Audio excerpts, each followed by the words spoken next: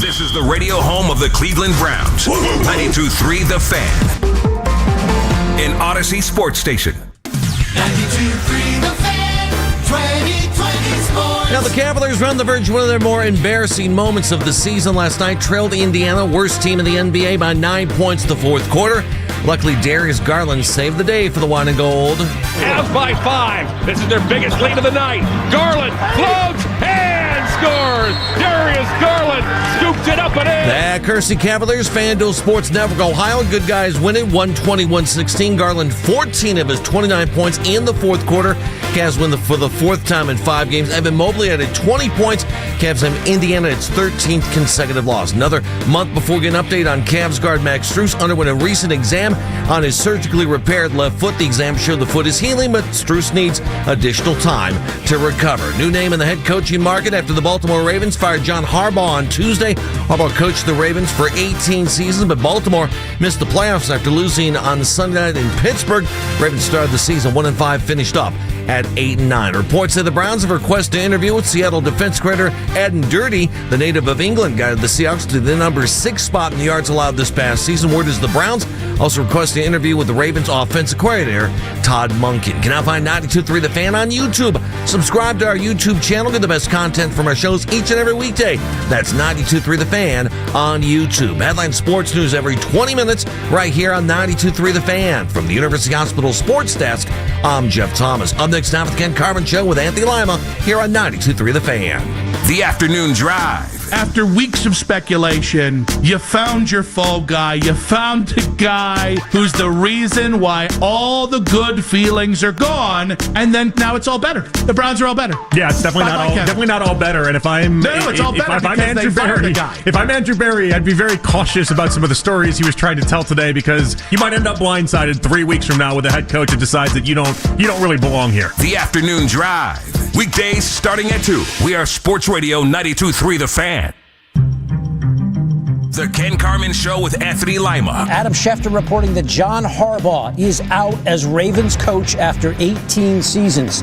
He was the second longest tenured coach in the league behind the guy who beat him Sunday night, Mike Tomlin. Harbaugh won a Super Bowl in the 2012 season, but is 4-7 in the playoffs since. Harbaugh lost the locker room, but at the end, players just simply had doubts about whether or not they wanted to play for him as their head coach. The opinions of players was valued here. It was listened to. It went to all levels, and it's not just Lamar Jackson. Now, it sounded like to me, with Harbaugh and Lamar Jackson not being on the same page. I expect John Harbaugh to be the most in-demand coach in this cycle with multiple opportunities. He will be able to go wherever he wants, basically, to get a head coaching job. Baltimore now embarks on its own head coaching search, but Steve Bisciotti felt like this was the right thing to do at this particular time. The two sides went their own ways, and now John Harbaugh becomes the most in-demand coaching free agent out there. This is Cleveland Sports Radio 92.3 The Fan.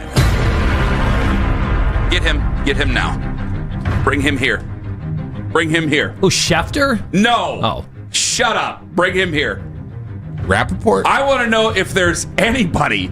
Oh, yeah, audio courtesy ESPN and NFL Network and the Dumont Network. And is there anybody who has opposition to this? I told you, my buddy says this isn't 2012 anymore. This is not the Jim Harbaugh or the John Harbaugh that we had fallen in love with. I thought he said 2008, you said. He used a year that was way, way long ago. Okay. Yeah, the smart alecky analytics people are like, he's still coaching from a different time period. They didn't think he was the guy who changed his offense and everything for Lamar Jackson when he still had Joe Flacco. He came under a lot of scrutiny the last few years. All right, maybe that's the case. I want to hear it from the people. I'm open-minded. If you guys think he's terrible, fine. I don't think anybody could consider him terrible. You just said your friend TA. They just said I shouldn't say. Yeah, they just said they don't in their circles where they sit there on their advanced message boards with their advanced numbers. I love how you change your voice when you do that, too. Yeah. And then I use those advanced numbers when I'm tearing down Shedeur Sanders. Your play on the accent changes. You become very, very coattails and Buzz Killington. But obviously, like his record, him running that organization the way he did, were you a little surprised to see the statement from the Ravens, not the one from the owner? Oh, I didn't see the statement from the Ravens. I beg your pardon. Sashi Brown. Oh, I didn't see that. And I'm like, I knew Sashi was over there. He's in a position to fire John Harbaugh, Sashi Brown, and then make a statement. We got to bring John in here. We get John. You guys want to talk statues? There's at least got to be a plaque to Sashi. He saved us from the trade for A.J. McCarron. Okay? Now, hey, all he did, listen, I'm going to put the spotlight on Sashi here for a second. Did Sashi fire him? Yeah. I mean, it seems unbelievable. Like, if you're John Harbaugh, you got to be going, who are you? So Sashi Who the hell are you? Guys, what do you mean you're firing me? Guys, I just want to point this out. Sashi got us 2 first number 1 overall picks, and I know we messed up one of them. We got 2 number 1 overall picks. Sashi helped us get. Okay, tore it down, which, as Lima says, any goofball can tear a franchise down. It takes talent to actually build them. You're right. Didn't let us make that silly trade for A.J. McCarron, who's the head coach of a UFL team now. Didn't let us make this silly Hugh Jackson trade for him. And then, remember, when he got fired, he said he'll always be rooting for the Browns. Guys, we talk about laser eyes, Barry. This is 5,000D chess. We get John Harbaugh. Of course, he could be putting the boots to us if we get John Harbaugh, according to your buddy. I would take him. It out. I think you'd take him. I would take him. But just fighting me, Eric DeCosta's the GM there, and you would just assume that he would have amassed more power. Instead, Sashi Brown. Well, did they? Let me ask you this: ask your average Cleveland Browns fan, Sashi Brown or John Harbaugh? Sashi. Who should win a power struggle? Now, Sashi's not a bad guy. All right, really, in true honesty, but I don't think Sashi really cares about fans if they hate him, and I don't know how they thought that they were going to take this. Now we'll talk to Bob Haney about this coming up at 8:00 during Around the AFC North. Which good guy? I might kind of want to take it 2 segments if we talk to. Do we just want to squeeze Bob into a 5-minute segment there? I mean, I'm kind of thinking about this on the fly. I'll text him here a little bit. Yeah, I don't mean to put you guys in a bad spot. I know we're kind of scrambling on that front. But Bob Haney from 105.7 The Fan in Baltimore during Around the AFC North, but it's this is a bigger conversation now. Sashi obviously dealt with the slings and arrows of people going after him while the Browns were in their teardown. And so he dealt with that, and I can't believe it would just be, nope, Sashi says, you're gone, bye-bye, 18 years. They probably had to come to some consensus, but who knows how the fan base is going to react. So does Eric DeCosta want to sit there and deal with it? Eric DeCosta will go on the podium at some point and go, it was a tough decision, but it was a group decision on this. But it's Sashi doesn't care. Sashi will put out the statement. Fine. I can't believe it was Sashi. It's just funny. It's Sashi, he did such a admirable job as the president of the Washington Wizards. He comes in and he's like, I got to say goodbye to John Harbaugh, the guy who's been one of the best coaches in the NFL, at least for me in the last 20 years. He's got to be up there, right? Well, so give me the argument, because I have an argument against what the analytics folks say, those type of things. Because I'm starting to get a couple of texts about some of the people that they're snooping around with, not just the Seahawks defensive coordinator, Aiden Dirty, which we will talk about at 6:40. We'll talk about him coming up at 6:40.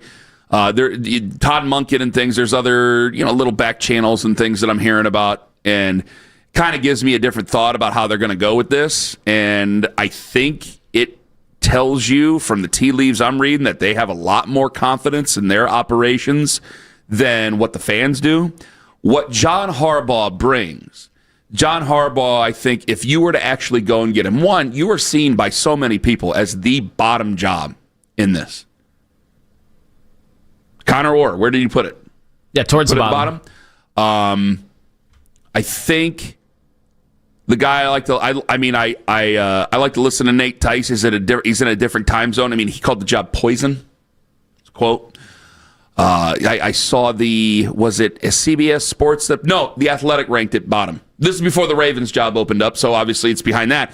Kevin Clark at The Ringer said it was really bad, and said Kevin Stfansky before this was the number one candidate, so why didn't we just keep Kevin Stfansky? So if you, and that's going to upset and annoy a lot of people, guys. I get it. You guys have boots on the ground. You're here. You're in the thick of it. But what this points out to you, that it's going to be hard to get a guy like him. But if you went and you got a guy like him, that's going to buy instant credibility again with your fan base. I think that the trust is at one of the all-time lows, and it's been low at times, guys. We've been through the roller coaster here, but this is one of the true dips in trust with the fan base. If you were to go get on a plane, go and get him to sign on the bottom line, he's 63 years old.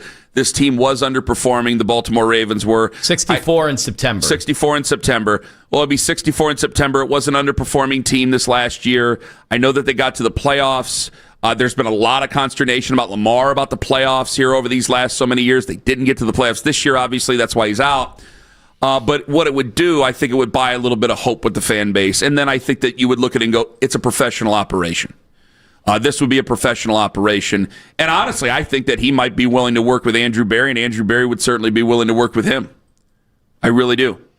Now, if John Harbaugh didn't want Andrew Berry, would you move on from Andrew Berry for John Harbaugh? Yeah, I would. Okay. I think that 90-something% of the fans would too, but I want to put us on record for that. I look at him. But I got to tell you right now, I don't think the Browns would make that decision if he said he's got to go. You don't based on some of the texts I'm getting to some of the people that we don't know publicly yet that they've reached out to. Yeah, I don't think that they'd be willing to do that. Well, I wonder because it was very interesting. Adam Schefter, I think it was, had a report yesterday. Even though there were only 6 job openings at the time, he said that 7 teams had already reached out to his representation. Meaning, there's a team who has a coach right now that they were going to push through with. And the minute Harbaugh came on the scene, and you wonder how many other teams would be thinking the same thing. So that would lend itself to thinking he's going to have a ton of options. Not to mention the one that I've been looking at. We got the text this morning too from our boss, Keith, and he's 100% right. Like if you're Buffalo, you have to see this is the last stand for McDermott. Yeah, if it goes. I say you get to an AFC Championship game, I think you're safe. I think if you get to the Super Bowl, obviously, I think you're safe. I don't think you have to win either of those games unless you went out and got blasted like 38-0 again in the AFC Championship game against like the Patriots or something like that. I don't know how the bracket fills out. I'm just giving you an example here. Then maybe you would move on. If it ends up being a one and done situation, then he probably is gone. He's probably gone. This is a tough spot for them right now. But so I think the Bills would be in that spot. Did you mention the Dolphins? Yes. Okay. Yeah. Well, just that McDaniel supposedly was going to help with the GM search, but there's been a lot of speculation that the minute Harbaugh hit, is Stephen Ross? Is he still the guy? Oh yeah. And I think there's a son-in-law or something similar situation what we've got going on, making decisions there. That immediately they might pivot. So they're going to go from Mike McDaniel helping them find their general manager to firing him, hiring Harbaugh, and then this again just speculation. Ken Senior's going to love hearing that at 6:14 in the morning. And then coming in with whoever his GM candidate or whoever had been linked to him at some point, because the Ravens have had a pretty robust front office and. Their analytics team as well has been pretty robust over the years. God, it's the same team. It's the same team. Green and orange, brown and orange, they're the same team. It hasn't had a quarterback since they had a quarterback in the 90s, and then that went to hell. Haven't had a quarterback in 30 years. I mean, you look at it, good God, it's just the same team in different climates with different colors. 216-474-0092. I'm waiting for my dad to text me. I'm serious. If they were like, Kenny, you got to go pick him up. I'll leave the station right now and go pick him up. I'll do the rest of the show on the phone like the Cavs did the game last night. I'll do the rest of the show on the phone driving at 76 in Pittsburgh. Only the final 2 minutes of like a one-score game. Okay, right before I get on the turnpike, I'll get on the phone. Hey, they got their revenge last night. Take that, Pacers. If you get your revenge and nobody sees it. Does it count? Can I get 5 minutes on this game later? Yeah. Okay, thank you. Thank you. 216-474-0092. Kevin in Cleveland. Hello, Kevin. Morning, gentlemen. How are we doing? Kevin, we're doing well. Go ahead. I would love to have Harbaugh as my head coach. I don't know if you guys go on Instagram too much. I know you guys are on Twitter, but I use Instagram as my outlet. Truth Social. And all the Ravens fans seem to be very mixed on this. I've seen a lot of them that are happy that he's gone. I see a lot of them that are absolutely destroyed that he's gone. And with the routes that they've gone to, let's start there. They've gone to the playoffs almost every single year that he's been a head coach, and we have not gone to the playoffs. Look at how he has lost those playoff games. I mean, either Lamar has an absolute choke job, or his wide receivers fumble balls in the end zone, or just drop them. I'm not saying that won't happen. That's why I don't understand. Let me tell you, Kevin, that's why I don't understand some of the things that Lima... Now, I haven't seen him, so I'm only going off what Lima said. I don't understand some of the analytics stuff, the guys that we know who are really into advanced analytics. I don't understand some of those conversations, and I'm going to have to go look at them during breaks here because, like you just said it, there's a lot of happenstance that's gotten in the way of some of these games. And some of these big moments for him recently with Lamar Jackson. Kevin, you remember, Lima, you said it. I don't know if Kevin was listening yesterday, Kevin. Lima said it yesterday, like, if there were a power struggle and he were Steve Bisciotti, we were doing Rat Boy and the Hog, you said you'd pick John Harbaugh over Lamar Jackson in the power struggle. You said that. Yeah, I made a case. And Kevin, thank you very much. I was surprised. I tweeted it yesterday just assuming I was going to get crushed, and I got crushed by, Lamar Jackson. How do you replace Lamar Jackson, right? It's easier to replace a 63-year-old who's going to be 64 in September head coach. My point was Lamar is somebody that if you truly believed in your organization and you believed in your coach, which obviously they don't because they just got rid of him, but I could conjure up a way that you could, remember, they're kind of aging in a lot of positions. What could you trade Lamar Jackson for?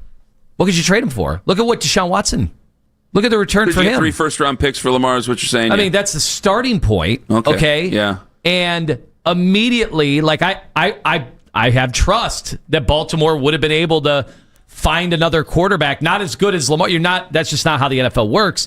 But that eventually, if you can't win with this guy in the playoffs, and he presses, he doesn't like cold weather, he's got the mysterious injuries, he's always banged up, doesn't really talk to the organization, his agency situation is bizarre in comparison to the rest of the league, so they have a very shaky relationship with him to begin with. I could understand in that building saying maybe we should go with the coach who's well-decorated and won a Super Bowl before Lamar. But it was a long time ago, and obviously you saw what they did, which is what I think most teams would do, which is pick the two-time MVP, who last year was third in MVP voting. 216-474. Maybe it's second. 0092. Is it Jim Harbaugh no matter what? Or excuse me, is it John Harbaugh no matter what? Hopefully I won't do that again. Is it him no matter what? How would you feel towards the Browns? You look at how you feel right now. If the Browns actually got out there and got John Harbaugh, how much would it change your trust in this Browns football team?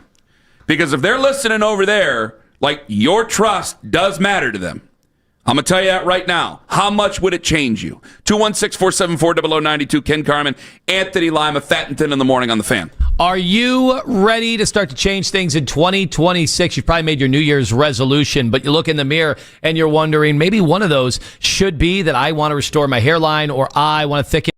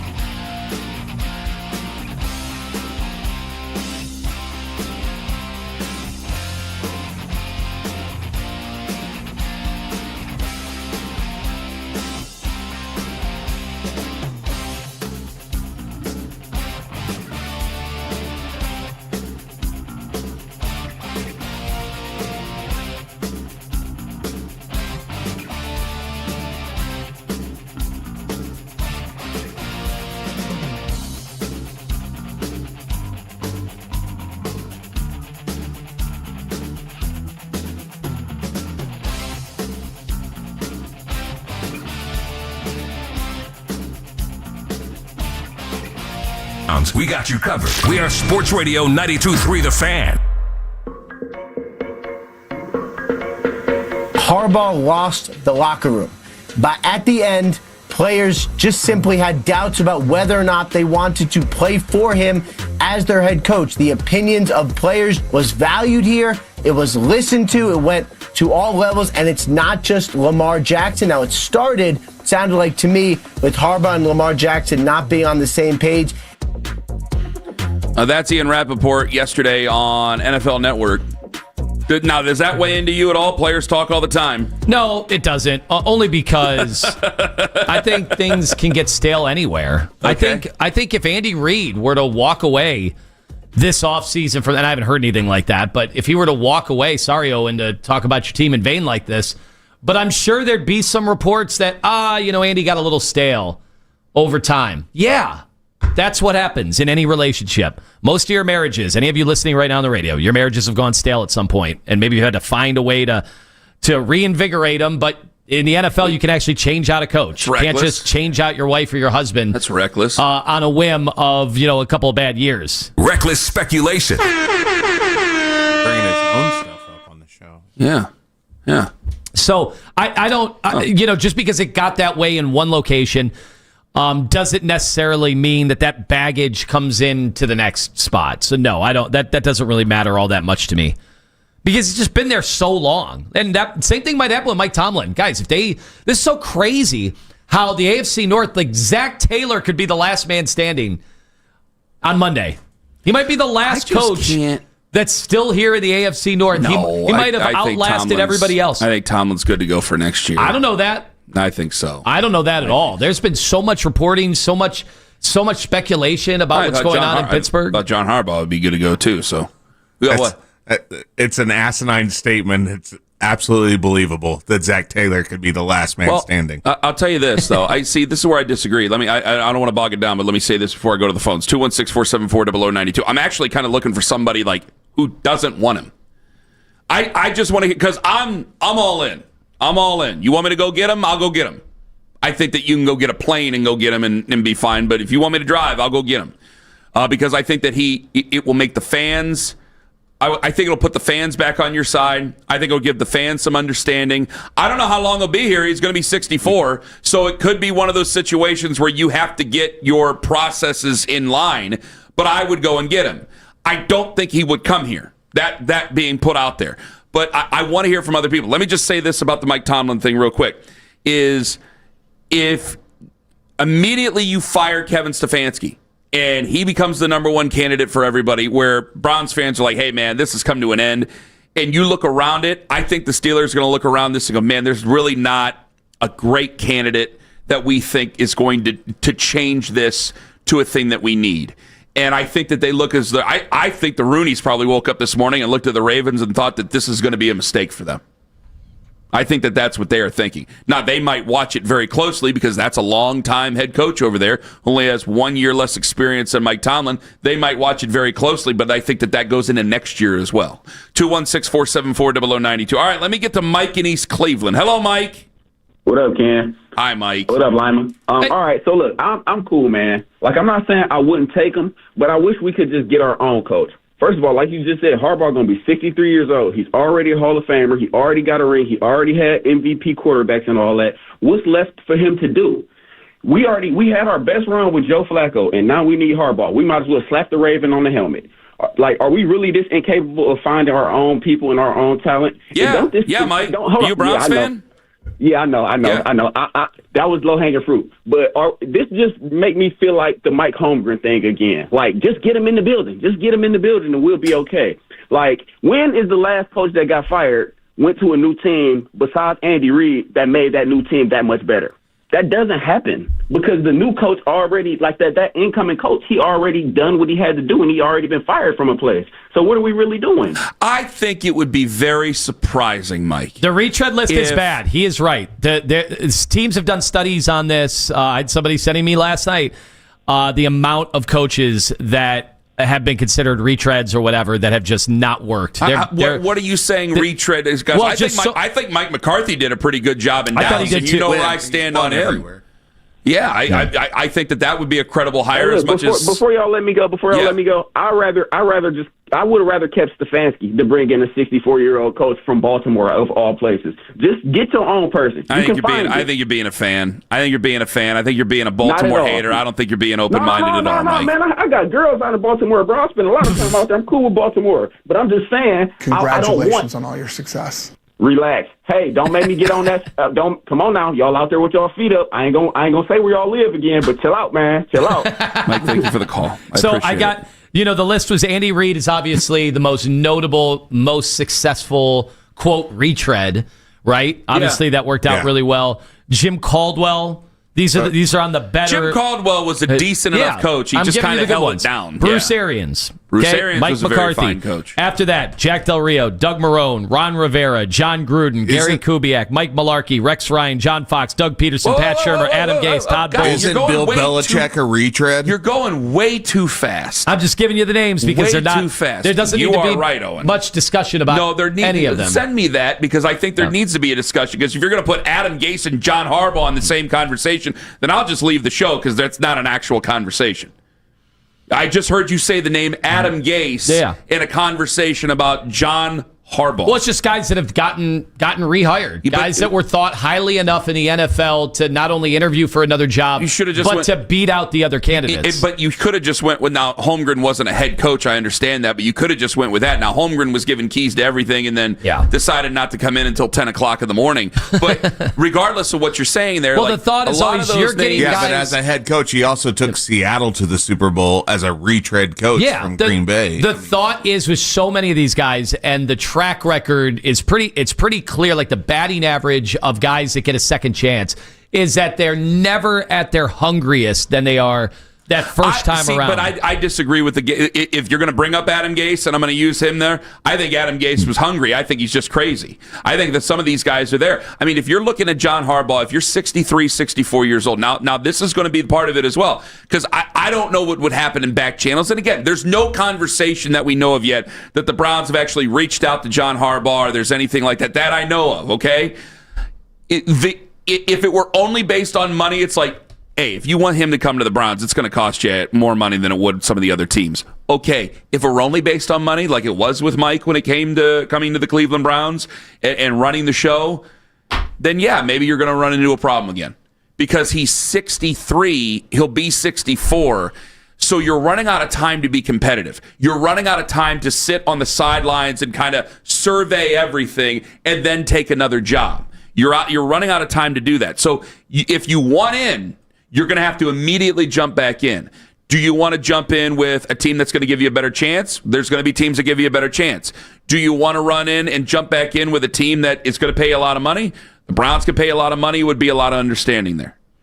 Like, as much as I hate what you just brought up, it's a valid thing that we have to discuss.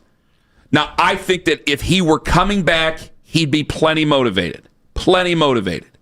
Now, that could be a bad thing. He could just be more strided in any bad idea that he might have. I mean, you look at what Bill Belichick was doing at the end, because it felt like two different regimes after Tom Brady left. Oh, yeah. And you saw some of the stuff that he was doing at the end, and I thought it was absolutely abysmal and downright stupid. Some of the things that he was doing with the New England Patriots at the end, and really just completely flying in the face of his own legend. I don't think that John Harbaugh, it doesn't feel to me like John Harbaugh would do that thing, but again, I want the guy, and so I'm going to see it through sunny dispositions here. Frankie in Columbus, you're next up on the Fan. Hello, Frankie. Great Wednesday morning, gentlemen. How are we? We're doing okay, Frankie. Go right on ahead, friend.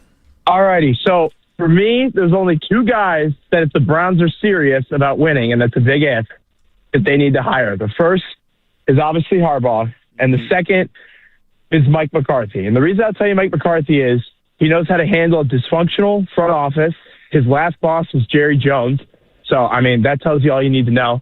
And he's had consistent success. But I don't think this is a job for a coordinator to come in to see success, unless Andrew Berry knows he's out, he's out the door, and it doesn't matter. But that's just me. I think it's obvious. I think Helen Keller can tell you those are the two. But, what the hell do I know? How long are you listening to the show today? I've been listening for 29 minutes. No. How long can you listen to the show today? I'm good. I'm going to tell you something about 822 this morning I want you to hear. I don't know if you're going to like it, but I want you to hear it, okay? All right, let it rip. All right, about what you just said, Frankie, thank you very much for the call. About those coordinators and such. I don't want to do it now, and I want to give people something to listen to later on. Until I heard about John Harbaugh yesterday, then I got really excited. Mike McCarthy has been pretty successful where he's gone. Now, I think he's kind of prickly with everybody out there, but if he's successful, nobody cares about how prickly he is. But you got to be successful. Yes. Well, we're going to have 3 different teams on that all have head coach. Well, Baltimore needs a head coach. Pittsburgh, it's Pony, so he probably wants a new head coach, right? And then Cincinnati, I think if you asked all 3 of them, they would all take Mike McCarthy right now over their current situation. Mm-hmm. It's at incredible. Least a change of pace. It's incredible. He went 12-5, 3 consecutive years in Dallas with all the noise and everything. And yet there are people who are like, you're going to hire Mike McCarthy? You have no new ideas? I want to ask you a question of whether or not you believe in your football sense or a curse coming up in 5 minutes, as well as I'm open-minded, and I think Anthony is open-minded. I think Owen is open-minded. I think our callers in the middle of October, if we're losing games, will not be if they hire this guy coming up in 5 minutes on The Fan. It's Anthony Lima for Fanatics Sportsbook. And I've been telling you winning hits different here, but now it is playoff time, so the stakes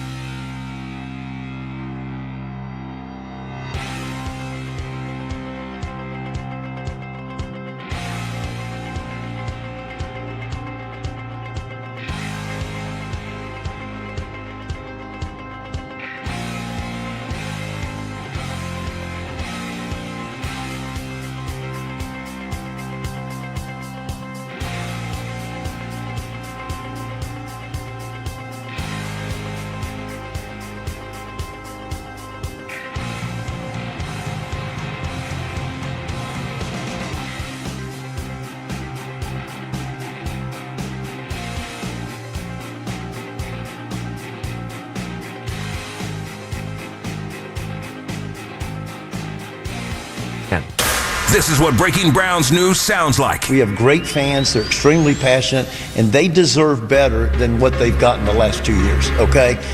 We are going to give you a better product. Our sole goal here is to be a consistent winner, not win 8 games in 2 years. That's not what we're trying to do. That's not acceptable. Our fans deserve better. We are Sports Radio 92.3 The Fan.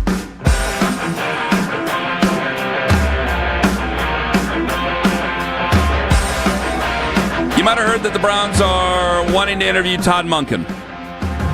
Too much Monken, not enough Monken. Now that's a given. For me, it's already too much. Unless he's coming with Harbaugh. Well, no, that Diana Rossini had reported that was one of the sticking points. He didn't want to move on from Todd Monken, and they said, be gone. So was it now, is Ian Rappaport right that it was the locker room that gave up on John Harbaugh, or did the locker room give up on Monken? You know, they were the 13th best offense this year by famed EPA per play, Kenny, as you know, that's one of your vaunted statistics you like to toss out. It's not. Anyway, I talked to the people, and I don't think they really care. Success rate, they were also 13th in the NFL. But you feel like with Lamar Jackson, Derrick Henry, even Zay Flowers, I mean, every time I see him, he's wide open. Every game I see him, whether he catches the ball or not, but every game I see, he's running wide open. And for whatever reason, you would feel like those pieces and parts, Likely and Andrews, I know Andrews is on the downside, and Likely has a play in the back of the end zone every week that could be a touchdown or might not be a touchdown, depending on what New York thinks when they go to the review. Feels like that offense should be better than 13th, no? Am I wrong in saying that? You have a two-time MVP as your quarterback, and you're only 13th best? You would think yes, you would. But we know that they want to talk to Todd Monken, and there's a couple other names. There was a new name that was put out there last night. And it's named by the name of Adden Dirty, D-U-R-D-E, Dirty. And I don't play it yet. So what does he do for a living? Who he is. He is the defensive coordinator for the Seattle Seahawks. Oh, they have like the best defense in the league this year. There's a man named Brian Nemheiser, and he is a podcaster, writer, Hawks blogger is his name on social media. Social media reactions brought to you by who on? Scheibman Jewelers, Cleveland's premier jewelry store. He goes into a deep dive. This is a Seahawks guy. Goes into a deep dive about Adden Dirty and says very nice things about him. You know, tends to lean more towards rushing for, playing coverages versus sending extra rushers. He's not hyper-aggressive. Says, bit of a unicorn. Spent time learning on the personnel side and on the coaching side. Players want to play for him. Multiple former Cowboys came to Seattle because he was here. DeMarcus Lawrence told me he would not be here if AD was not here. He goes by AD to the players. Quote, absolute stud. Because this all starts with, for Browns fans curious about Adden Dirty, here are my observations after 2 years in Seattle. Says absolute stud, knows who he is, and always at ease. Dynamic personality, no question he can command a room and lead men. These are all nice things. Guys, I'm open-minded. Now, yes, John Harbaugh's out there. Would love John Harbaugh. Certainly, that's true. I'm open-minded. They come in all categories. However, I'm a sports talk radio show host, guys. We had Mike Holmgren here.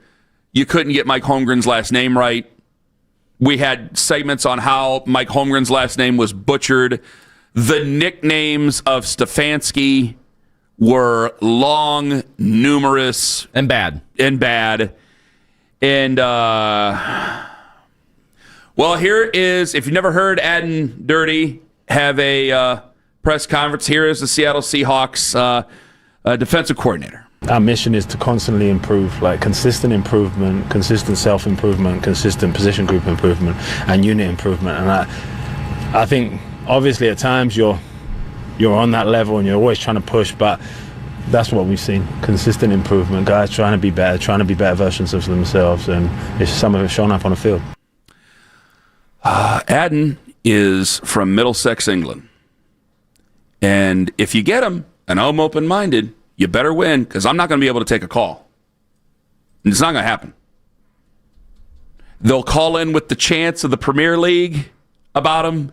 They will say, you can already, how many calls are we going to take that? Oh, he thinks he's got to kick the ball. He thinks Jerry Jeudy has to kick the ball into the goalpost or something. You understand that the calls are going to be insufferable, and we won't be able to take a call if they lose games in October and in November and December. I'm open-minded, but my God, you better win games soon, because there's no way. So they what? couldn't get Holmgren right. Are you saying, though, they couldn't get that right? They couldn't get Stfansky right. They couldn't, and then they didn't want to get it right. And it's just like, man, if they go out there and they don't play well and they lose games, I'm not going to be able to take a call. Are you saying that they're not open-minded, that somebody could come from a different continent or from a different country and know their football? You can come from a different country, certainly. Gunther Cunningham came from a different country, if I'm not mistaken. You can do that. But you understand is that if they lose games, you will have soccer jokes made constantly on this station. You know that. You know it. We won't be... Now, sounds... Well, we won't make the jokes. They will be making calls all day. We just won't be able to take a call if they lose games. Who sounded worse? Like the picture from Freddie Kitchens talking after a loss to this dude. Do either of them sound good? Well, because I would say, and guys, I do this ever since the Holmgren stuff. I swear to God, I go, okay, how are they going to mix up the guys' names? How are the jokes going to play? How's all that going to happen? You know it's going to happen. So he played in the NFL. Yeah, of course. He was with Carolina and Kansas City. Also played with the London Olympians and Hamburg. He was in Hamburg. He was the Bill Walsh NFL Diversity Coaching Fellowship recipient with the Falcons in 2016. So he's given an opportunity and used that as a springboard. I'm reading all this here. I'm as open-minded as it gets. I want him to do, if he were to be the head coach of the Browns, I would obviously want him to do well. But I would be terrified if they go out and lose. I don't think I'd be able to take a call. I mean, this is pretty, you want to talk about like a meteoric rise in a coaching community to become the defensive coordinator of one of the best defenses in football in short order. He might be a sleeping giant, but you understand what the last hour has been. It's been John Harbaugh, Super Bowl winner, beat his brother in the Super Bowl where the lights went out, the whole thing. A thorn in Browns fans' side for 18 years. There were children born who are graduating high school. You went from superstar head coach to Aden Dirty. I want to make sure the name's right. Aden Dirty, who a lot of people are just hearing about for the first time here. Sounds like Cian Fahey meets Sam Monson. Yeah, it's a good question. We were talking about it this morning. Now, I will say that it is... The accent is if they do well, that's going to get a lot of people on their side. Everybody likes it. If they do well, people like a successful English accent. They do. You know that. Makes you feel more sophisticated. Every single show we watch that my wife watches on Netflix is all British. It's Harlan Coben. I don't know. Some author. Tell you. Look at Netflix has. It feels like thousands of shows. I don't give a damn. If they win football games, I'll call 76 Lou Groza Downton Abbey. I don't give a damn. It don't matter to me. But if they lose games, we just ain't going to be able to take a phone call. I know how it's going to go. And I'm not going to want to look at the social media. So I hope he does well. I see Owen's head space. He wanted to say, it's third Downton Abbey. I can see it. That's very good. I'm looking at it. I just want to hear the post-game speech. Yeah, baby. Yeah. Now, if he did a little bit of that, I think fans could warm up to him very quickly. Yeah, that might be pretty good. It's just got to win. Any of the guys got to win. Or you could have a name, Anthony Lima, and they're going to butcher it and make fun of it and write parodies. I did it. Couldn't tell you. I did it. I just did it to be safe. I don't know if you're allowed to say that. I've heard, I follow some of the EPL things on the Instagram when they do the chants. Of course you do. They casually drop the F-bombs in their chants in the stadium. Oh, my God. It's amazing. Like, you'll hear a BS chant here in the States over something that's a bad call. They do chants, and it's just F-bomb after F-bomb over there, man. They do not care. Okay. Paul Brown would be excited, our buddy over there, wouldn't he? Got him. But yeah, man, it's going to be an uphill battle. because you don't think the team's going to be very good. And I don't want to put the hope in and say, like, remember, it's a wish. It's not an expectation about John Harbaugh. It's not an expectation. So it's not like, hey, I don't want to turn this into, you guys had the chance to get John Harbaugh, you got adding dirty. It isn't like that. Like when people mix up the Vrabel thing, I don't want to do that, but it's like, hey, man, any of these guys is going to be an uphill battle, but there's going to be a lot of spots where you won't even be able to take a call if that were the case.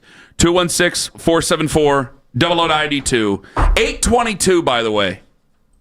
Guys, I think they have a lot more confidence in their process than you would ever even think. And that's why I think you're probably going to be underwhelmed by all this coming up here once they finally figure out who they want their head coach to be. We go around the AFC North at 8 o'clock. Bob Haney, 105.7 The Fan.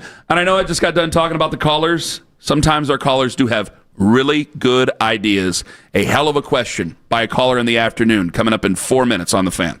XTENDAV.com. Extend Technologies. Oh, you were just citing some movies. I think you played a clip from, was that Mike Myers in...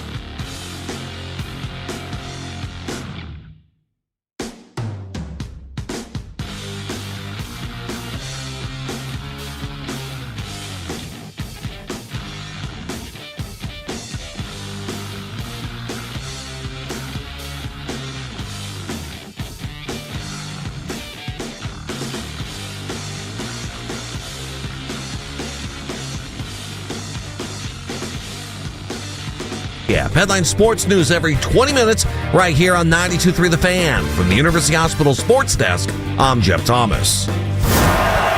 All the Browns and NFL news you may have missed at work. The Afternoon Drive. Weekdays starting at 2. 92.3 The Fan.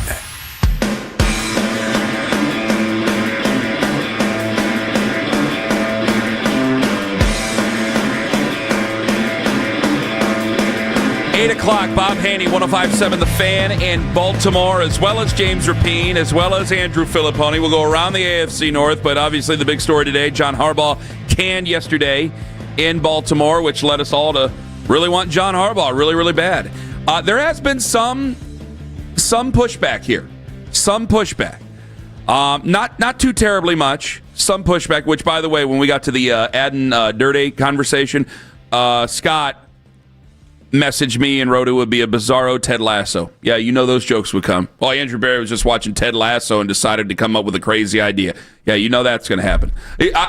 I'm open-minded to anybody. The NFL changes every day. It evolves every day. But if you don't win, I'm not going to be able to take a call. It ain't going to happen. We'll talk more about him coming up a little bit later on. But like John Harbaugh becomes an open candidate, and there's been a little bit of pushback here. Our one buddy, Craig Lindell, formerly WFNY. You remember him, Tone? You should. Craig's a good dude. He did post. He goes, I think Harbaugh is a good coach, but Browns fan logic confuses me. Underperforming with that roster, and you're all gassing up the plane for a man in his 60s. Yeah, I just have to take the good with the bad, and there's been a lot of good, but I got to take some of the good with the bad. Yeah, well, I think too often we do get in the mode of we're binary on everything. Everything is good or bad. Mm-hmm. We do it with players, quarterbacks. I've been guilty of it, and head coaches. You just made up in your mind that a coach is good or bad, like Mike McCarthy, right? Everybody just made up their mind because the success reached a point with Aaron Rodgers, of all people, and you're like, you can't win with Aaron Rodgers anymore? That's it? There's going to be no more winning with the best quarterback in the NFL, which is what, the sentiment was for a while, or at least top 2, top 3 quarterback in the NFL. And then he goes to Dallas. He goes 12-5, 3 straight years. And people are like, he's not a good coach. So people just make up their mind on these things.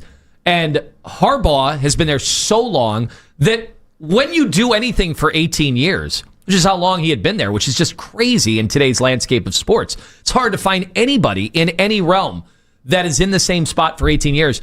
You're eventually going to have bad times.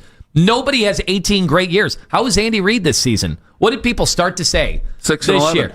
Oh, boy, Andy Reid has lost his grip on... Yeah, he's not... His contemporaries are lapping the field with him in the division. He lost the division one time. Yeah, they did win it 9 straight years, right on? Yep. One time. And so now we're down on Andy Reid. And we had seen this with our sister station in Pittsburgh. I mean, Mike Tomlin had been amazing for how long, and now it's like, is Mike Tomlin ever going to win a playoff game again? He's bad. He's objectively bad. Look at the decisions. They were doing it on Sunday night as his team had no business winning that game. And yes, a lot of fluky things happen. But again, somehow the voodoo that they possess, they won. They ended up winning. It's actually holy water. Whatever you call it. And they somehow bested Lamar and Harbaugh. Now Harbaugh is out.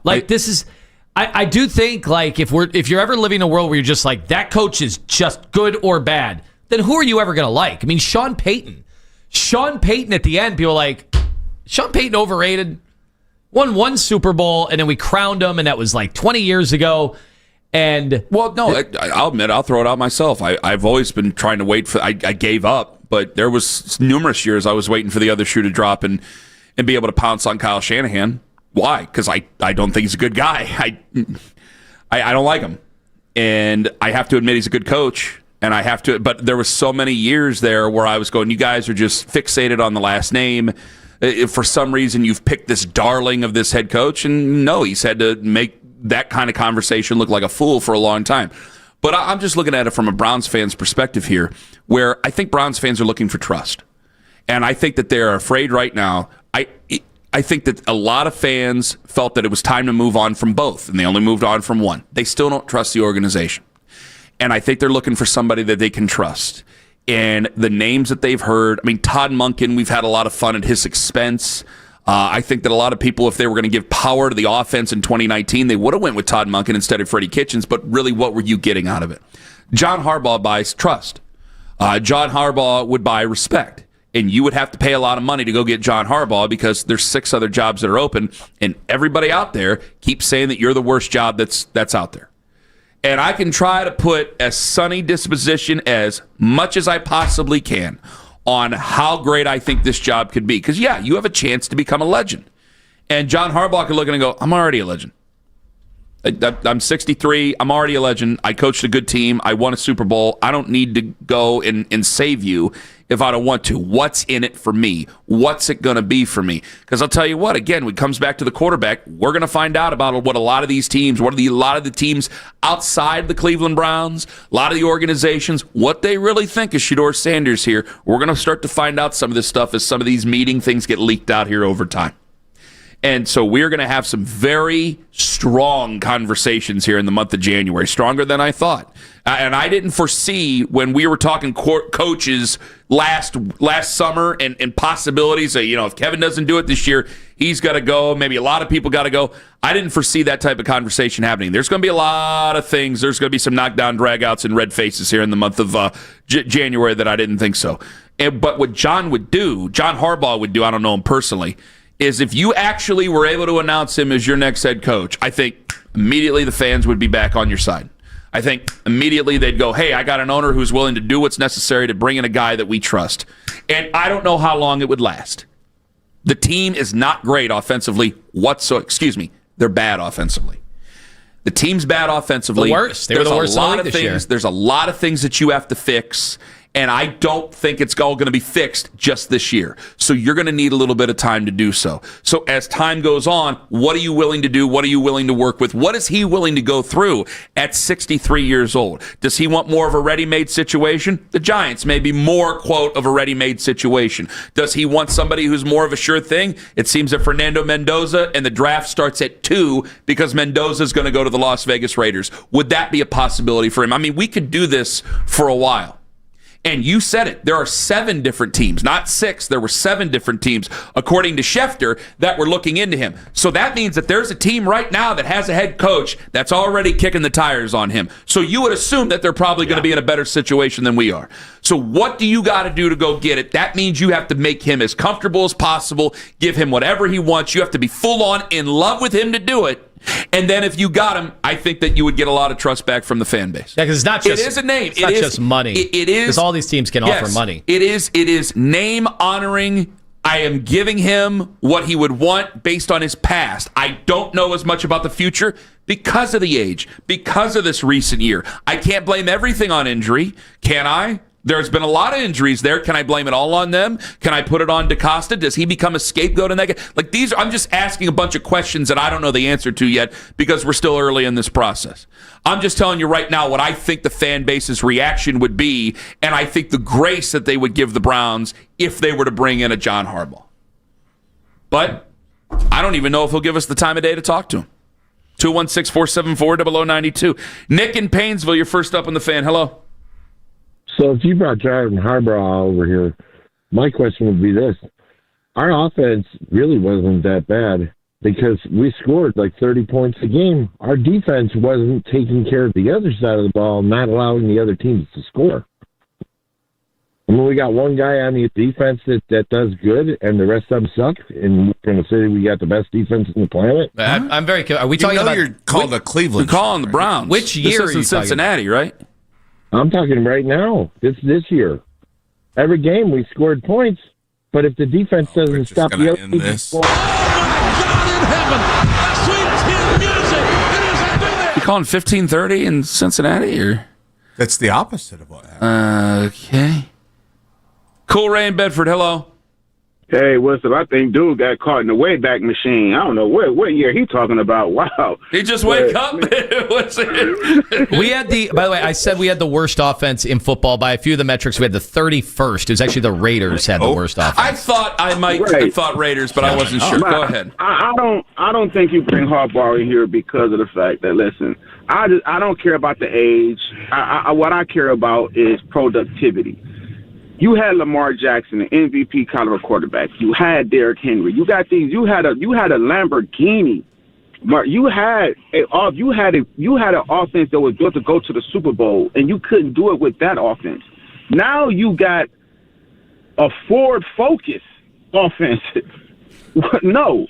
I know you got a name. You built up a name. You built up a reputation. Now we respect that, but no. What I want is and I'm not saying this person, but I need this type of person, a Pete Carroll. I need a person that can relate to young players. I want the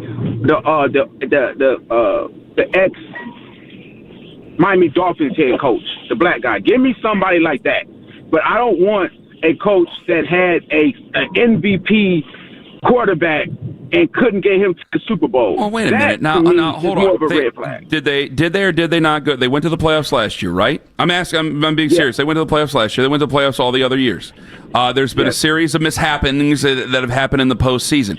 He lost Lamar for like a month this last year. They wouldn't have been to the play. I mean, we were talking about them. They started off 1-5. The questions were about Lamar. They were not necessarily about John Harbaugh, and they weren't necessarily about Derrick Henry. They ran Derrick Henry a ton.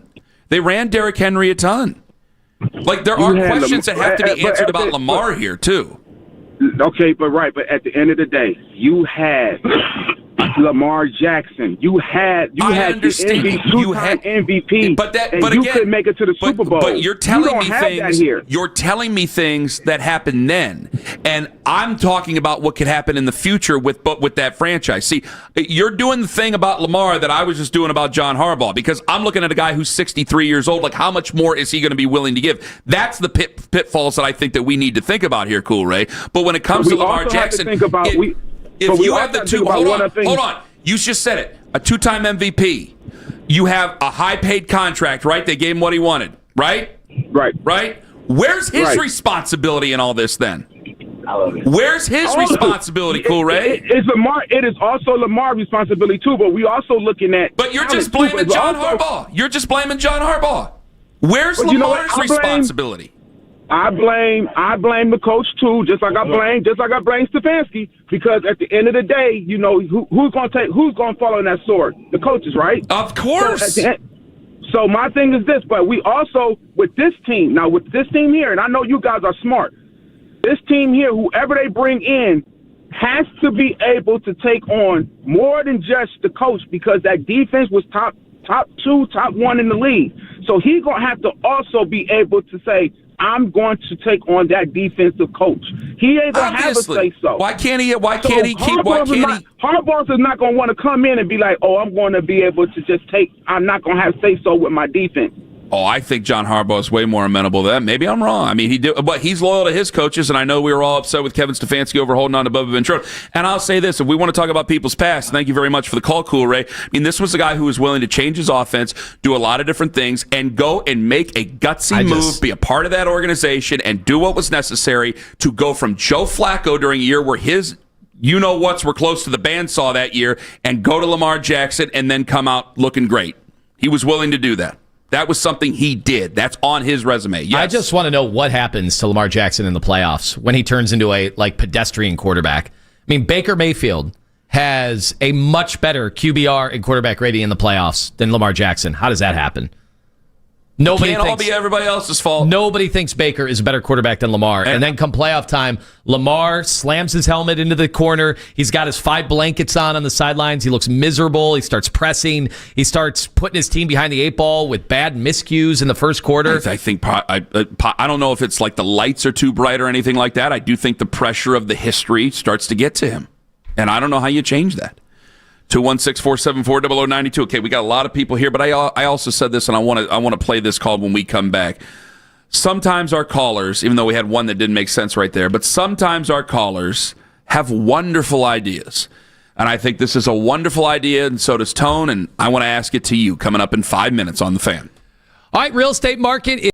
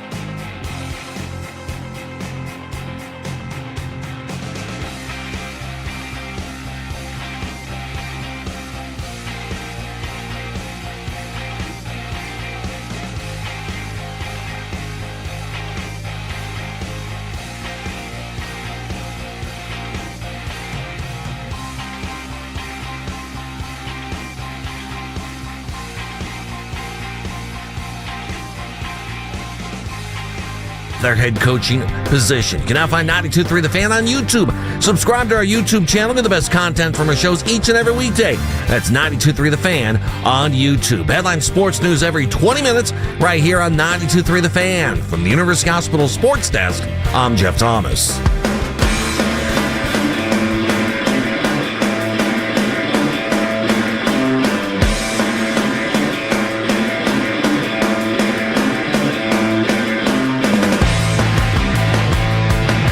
Then you get a great idea from a caller.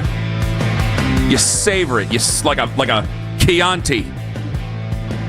And we had a call yesterday on the afternoon show. Well, it wasn't us, obviously, but the Fan had a call yesterday on the afternoon show, Afternoon Drive, with Nick Wilson and Jonathan Peterlin. I almost called him Nick Peterlin. I know who those guys are. Damn it, that sounds so bad. I'm sorry. Nick Wilson and Jonathan Peterlin. Jim in Strongsville called, and this caught to your attention. You go, you know what, damn it, let's answer this question here. So here's Jim in Strongsville yesterday on Afternoon Drive. Jim in Strongsville. I don't think Shedeur should be a big topic of conversation in any interview.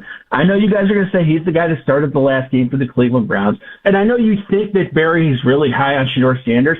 You know what? Is Barry going to bet his job on it? Because guess what next year is? He'd be betting his job that Shedeur is going to get him enough and look good enough to get him into the next season. That's why this isn't a very good job, guys. It's not a very good job because if you're a head coach coming in, you know your GM's on the hot seat. You know your GM has a hard time drafting players. Jim, real quick, I think that's the number one question if I'm a head coaching candidate. Is this a transitional period with Andrew, or is Andrew safe? Because I think it's incredibly important with what Jimmy Haslam just did that Andrew isn't on the hot seat. Kick Andrew out the door and be like, all right, let me talk to Jimmy. Yeah, let's get this guy. Because in fairness, real quick, I think you bring up a good point, but if Andrew's a lame duck, then it does become a bad job. Great conversation by all three guys involved there. I'm serious. Now, Jim in Strongsville's called this show many times. Sometimes we've agreed. Obviously, we haven't at times. But I thought it was a great question asked. First off, I think that if Jimmy Haslam's making the decision to keep Andrew Berry as of right now, and hey, if he's that starstruck by John Harbaugh, whoever might be out there, then maybe that idea would change. I brought up Liam Cohen in the situation with the Jacksonville Jaguars. Now, I wouldn't be so starstruck if I were the Jaguars about Liam Cohen, but he didn't want Trent Baalke. They made the decision they wanted him, so they got rid of Trent Baalke to bring him in. I don't know if Jimmy Haslam would be that way with Andrew Berry. I don't think he would be. So I think that the answer would be is like, no, he's not in a transitional period. We're working through this. We believe in him. We believe in our process. We are working through this, and then that might be a decision. But when it comes to Shedeur, and it does become, if you were Andrew Berry, would you attach your job to Shedeur Sanders for the future? One, I still, and because there's such a fraction in the fans, and I think a lot of people want to say that Kevin didn't like Shedeur and that Andrew did, and since Andrew is still employed and Kevin is visiting the Giants, I think, today, that Andrew loves him and he run out. I do not believe that. I think they took a flyer on him. I really do not believe that Andrew had intentions on drafting Shedeur. I don't believe it. But I think that there have been some flashes of going, hey, let's see what he has. I don't think Andrew's attaching his job to Shedeur. I think in that press conference it proved it. I think he's open to anything. I think he's open to starting Shedeur. I think he's open to letting Deshaun Watson win that job in the fall and start that season. It's not as crazy as what we would have said even, 5 months ago, right? Yeah. It's not that crazy. And the reality is it's not just a Shedeur thing. He happens to be here, and he started the last how many games of the year? Was it 6 or 7? 7. Okay. Went 3 and 4. That was awesome that they got to evaluate that. And there were obviously some highs, a lot more lows, but at least you got to see it. Especially considering it seemed like Kevin Stfansky didn't want to see it the entire year because he thought he was such a developmental quarterback that he was going to redshirt, which, of course, as we know, is pretty crazy in today's NFL. So it's not just about Shedeur. It's about any of the quarterbacks. Anybody he trades for. And obviously the Mac Jones question continues to come up. But I was listening to Zach Jackson's podcast, and he mentioned trading a second for Mac Jones. I mean, you're in a desperate situation. If you trade a second for Mac Jones, we're not talking about quarterbacks anymore. You're trading a second for Mac Jones, and you're signing Mac Jones. Well, yeah, and there are so many teams that need quarterbacks. That's why Malik Willis, I saw yesterday, again, this is like the third time I've seen Malik Willis getting at least $45 or $50 million. Malik Willis, who has started how many games in the NFL? A handful. And when he started, it's been decent. But are you handing your keys to him? But again, there might be a desperate team that does, because they might have to. Well, maybe you're not signing immediately, but I mean, you're doing that. You're giving up a second-round pick with the intention that you're going to sign him to some sort of level. Well, this is why whoever it is, whether it's just sticking with Shedeur, whether it's giving Dylan Gabriel another shot, or whether it's Deshaun Watson or trading for somebody else, whether it's Tyler Huntley or Tyler Snoop Huntley, right? Whether it's any of these guys, this could be it. These might be your last 17 games as the GM. Well, there's only one quarterback that you can guarantee is going to be on the roster next year. Deshaun. Yeah. Right? Because of the money. It's not because of his play or anything like that. No. He's the only one you can guarantee. And if I'm Andrew Berry, I would tell whoever the prospective coach is that, yeah, he has to be on the roster. The rest of them explain to me why they aren't, and we'll make it work somewhere, because they're not going to cost you anything to cut. And it sucks. You cut guys after you drafted them, but you got to do what you got to do. And that does happen. Job. Yeah, that does happen when there's turnover. I got to tell you though, like, unless I was able to get the Mac Jones or the Malik Willis, because they might love those guys way more than I do. All right. Think about it like this. I'm in no hurry to cut Dylan Gabriel or Shedeur Sanders. Maybe the supercomputer I'm not, can be a supercomputer. I don't know. And a decent I don't really care backup. right now. It's the middle of January, right? Yeah, you're under no time constraints. But okay, Dylan Gabriel certainly is smart. I don't think he can push the ball down the field.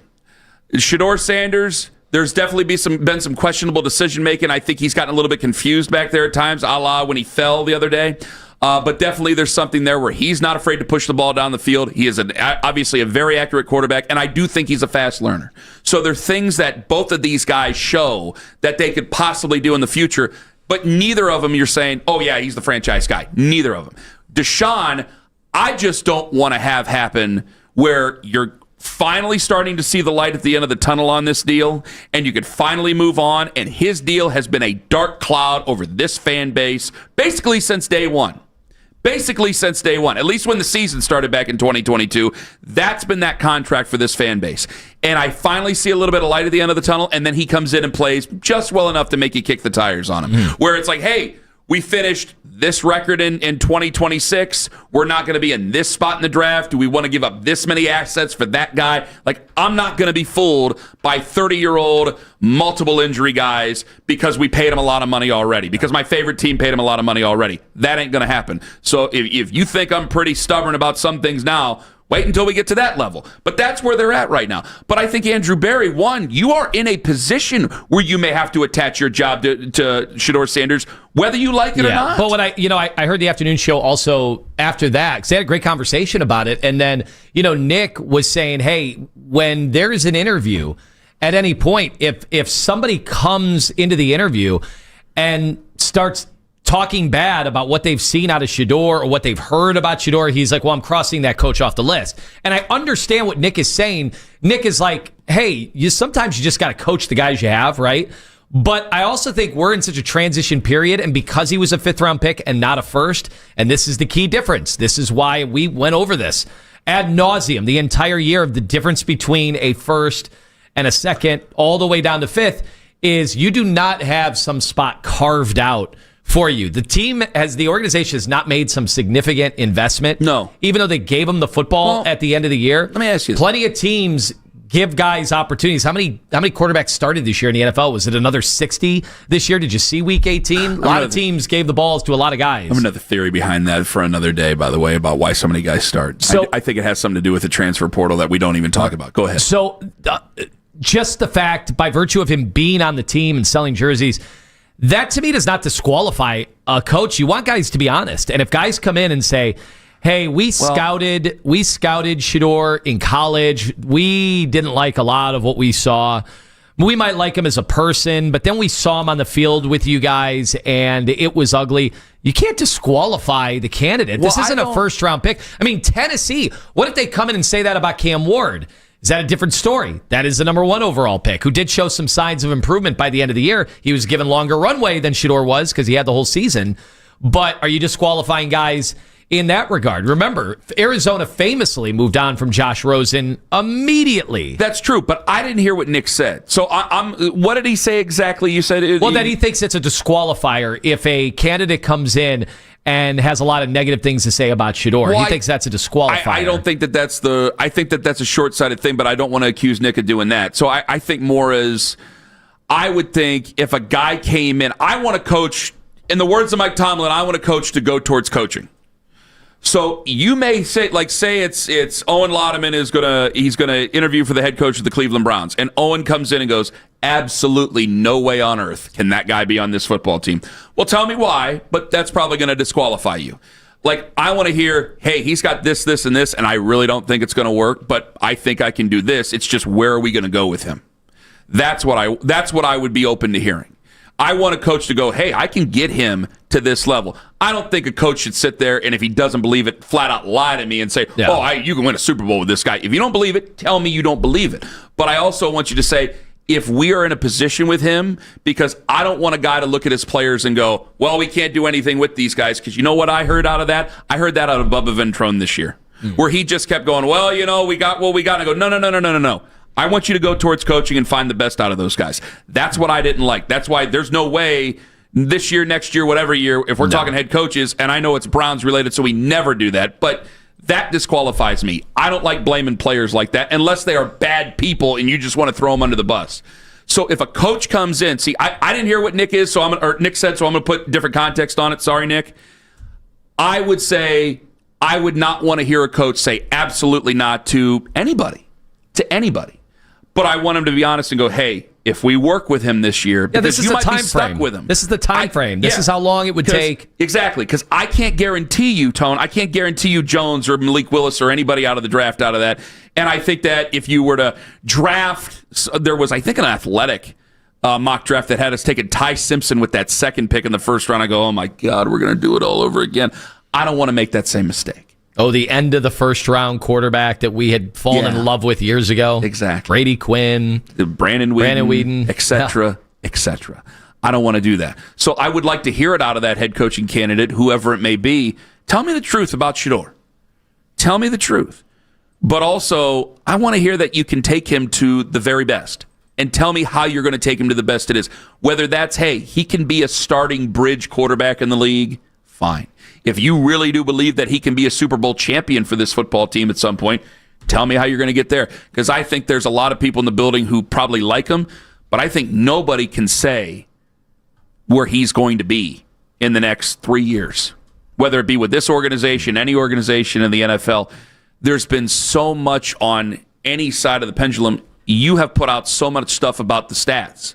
You had another stat you said I wouldn't like. Oh, Kenny, you are not at all going to like Nate Silver's new statistic. Well, Qbert. Do you have it real quick? I do. All right, go ahead real quick. I do. Qbert, which takes into account rushing as well and has... Play that video game. The wins over replacement. It's a very baseball-loaded stat. Kenny, out of 78 qualified quarterbacks, Shedeur was 73 last year that played. But I think a lot of Browns fans, even the guys who aren't head over heels with Shedeur, I go, I didn't see all that.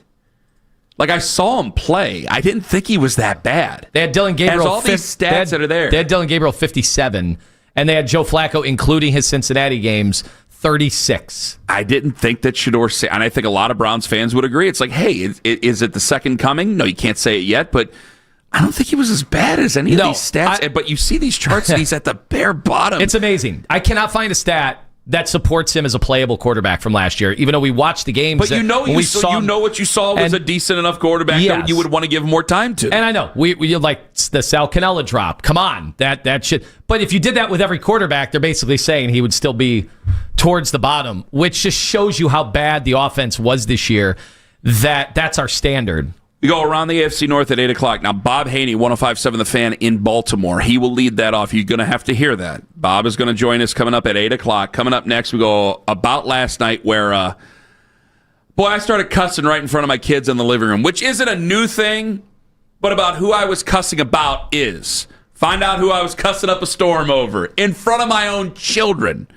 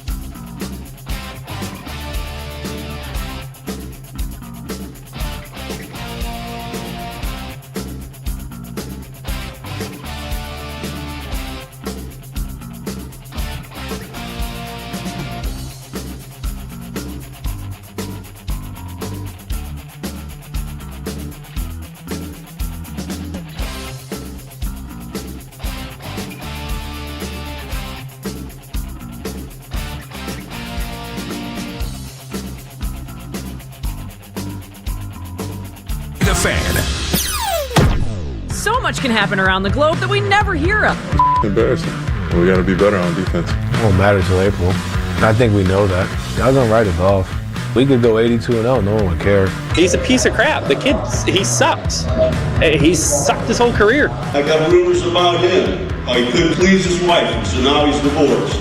Put a damn winning team on the field. Now the Ken Carman Show with Anthony Lima give their thoughts on what you might have missed about last night.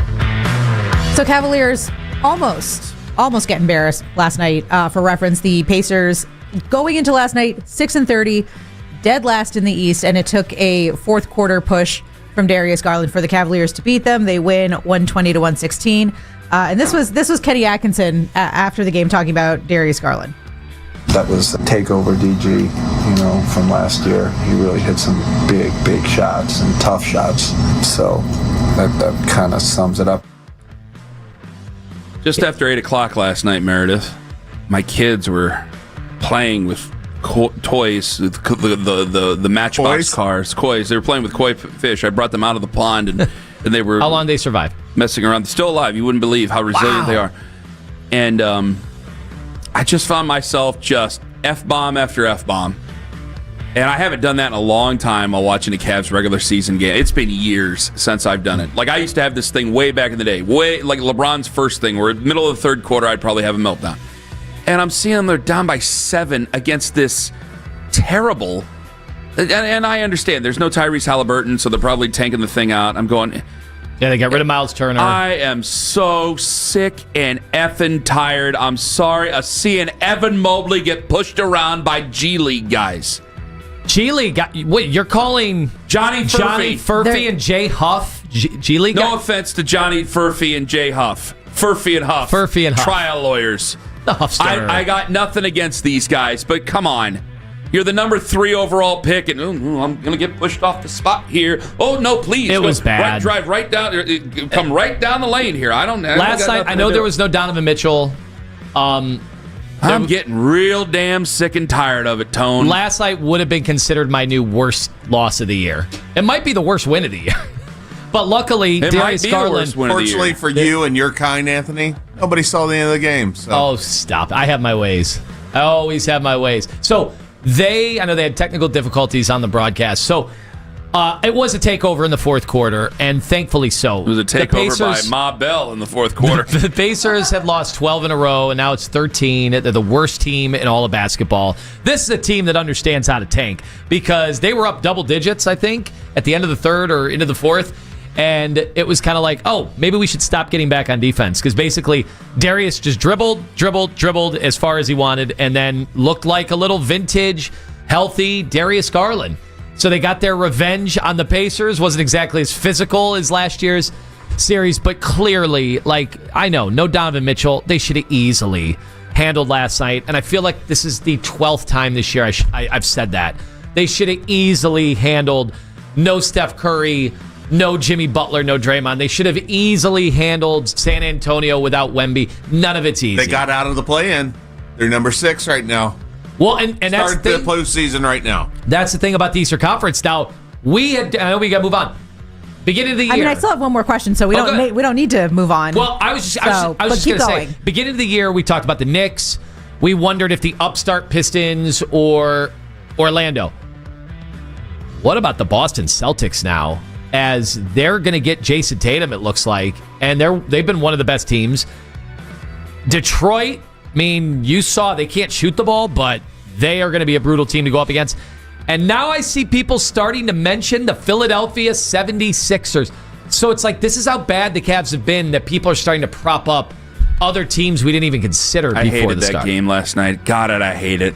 So the Cavaliers they've got the best by net rating. They're the best fourth quarter team right now, but they're only 8-13 in games that have been considered clutch. So what's that? 38 point something percent win. Yeah. So I mean, and you talked about the Pacers potentially tanking, and these fourth quarter comebacks are all well and good, but. They shouldn't have needed it. Exactly. It's not going to work against teams like the Celtics. It's not going to work against teams like the 76ers that are apparently on the rise now. No, so it'll work against the Wizards maybe. We got a Darius Garland takeover game against a 6-win team, so we got that. Who am I?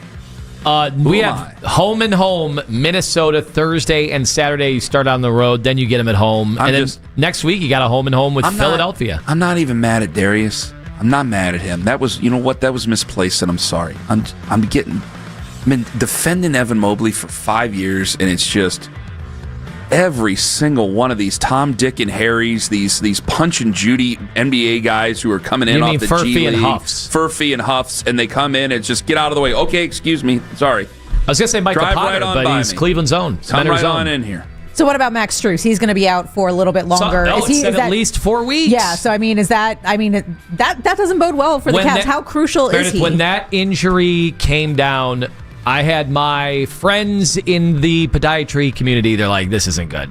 This is something. I know that same friend in the podiatry community. Just one friend, or is it like multiple podiatry friends? I have a thread. Do you have a group chat of podiatrists? We just do the same damn doctor. Yeah, I know a few of them. And the left-footed one and a right-footed one. You got to balance it out. They said that this was something the team had to be cautious with throughout because you don't mess around with a Jones fracture. And it is no surprise to anybody who's been paying attention that this is going to be touch and go really the rest of the year. So I don't know how prominent we're going to figure Max Strus into any of their plans going forward. And they need him. Clearly. So we're going to move on to football. You guys were talking a little bit about the attractiveness of Cleveland and the draw for top talent like John Harbaugh. Judy Bautista put out her list of the most attractive jobs in the NFL right now. The Giants are number 1. The Browns are number 2. And least attractive or most attractive? Most attractive. Judy Bautista has the second most attractive? Yes. Well, how about she's the second most attractive, or the team is? Finally, somebody. So someone is saying the Browns is just good, but now it's looking like the Giants could potentially be the Browns' biggest competition in the John Harbaugh race. That's whatever. They have requested to interview Kevin Stfansky. So now are you rooting for Stfansky to the Giants because that? I don't want him to go to the Ravens. That's for sure. That's a great question to our fans. How weird would that be if it was Harbaugh to the Browns and Stefanski to the Ravens? I did see that AI Photoshop on Twitter pop up a few times yesterday. It's the only thing that would reverse all of this. That's a trade I'd be willing to make. The cosmic tumblers would click back into place, and we'd be back to where we rightfully are supposed to be, to the good old days that I wasn't even alive for. Yeah, the Browns have the best unit, right? They have the best unit of any of the openings. Our defense is better than anybody else's defense, offense, special teams, any other area. I don't even think it's debatable. Any of the teams with an opening? So with the Browns looking at, Seattle's defensive coordinator yesterday, it was Jason Lloyd who said that he thinks that Andrew Berry would want an offensive-minded coach. Now they're interviewing someone who's defensive-minded. Do you think that that's them potentially preparing for Jim Schwartz following Kevin Stefanski? The Jim Schwartz question is huge, and it's something we probably should have spent more time on, because what did we all say going into the offseason? Just don't lose Schwartz on the defense. Even if he's coaching the Browns, you get him. You wouldn't lose him if you made him the head coach. Did you find it interesting, Ken, that we have interviewed or are set to interview some defensive guys? If you're Jim Schwartz, are you like, see ya, I'm out? Or are they already anticipating that? No, I wonder if they're... Do you think that Adden Dirty is the head coach candidate or more of a defensive coordinator candidate? I mean, I know we had some fun with it earlier, but I'm guessing that's a coordinator. Okay, spot. so even if it becomes a coordinator and the defense takes one step back, we're still going to hear it from callers. You know that.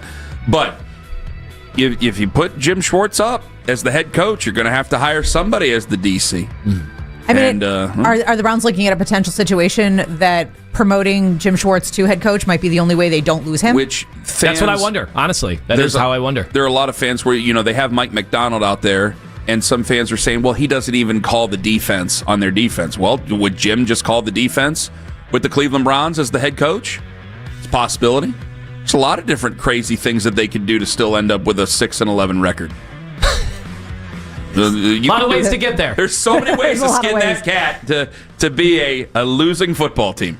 So your favorite guy from your list that you opened up on Monday was Brian Flores. Flores. Right now, he is the betting favorite to go to the Raiders. He's at plus 175 according to the Vegas sports books. Don't go there. Come on, come here.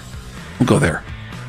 I mean, I think it's really funny that I mean, you can bet on anything nowadays, which is insane. It's not the Raiders anymore. It used to be the Raiders. It's not the Raiders anymore. Did you see the video of that fan base over there now? They're like, this isn't the black hole anymore. I follow a lot doing of the Raider Mendoza people. chants? No, it was just this. It's antiseptic. Brian, come here. The fans are still hardy. They're pierogi-eating hardcore fans here, man. Albert Breer said we might be the best football city in America. You bet your ass, Albert Breer. Boy, Las he just Vegas? keeps making sense. No, he's talking about Cleveland. Oh, okay. I was like, whoa. No, Las like Vegas is not. Vegas is a tourist town. You play in a giant Roomba that everybody else wants to rip off. Our stadium, when we have the indoor facility, ain't going to look like it. Come on, Brian, come here. Be a football guy here with a football town with football people. Damn it. Go ahead. All right, so we got one more. This has to do with the upcoming draft. I think we're out of time. All right, you know what? We'll save this one for tomorrow or whenever we do About Last Night next. Meredith, thank you very much. Thank you, gentlemen. Wonderful as always. I took too long because I was complaining about Evan Mobley. I apologize. Coming up here in 5 minutes, Bob Haney, 105.7 The Fan in Baltimore, leads us off and around the AFC North. James Rapine, Locked On Bengals. Andrew Filipponi, 93.7 The Fan in Pittsburgh will join us. Ken Carman, Anthony Lima on The Fan. Anthony Lima for Van Scoy Hair in Northeast Ohio. Nobody's been better at restoring hair because nobody's been able to do it for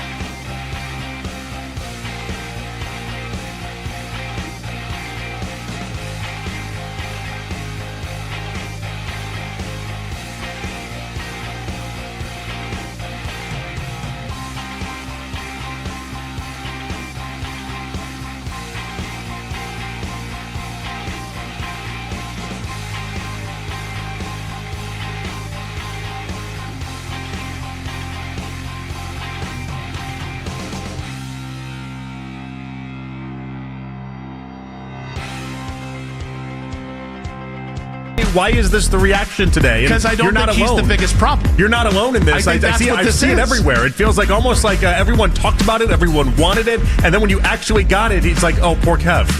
Well, no, I don't think it's poor Kevin. That's kind of the vibe that I'm getting right now. He deserved to have what happened. The Afternoon Drive. Weekdays starting at 2. We are Sports Radio 92.3 The Fan.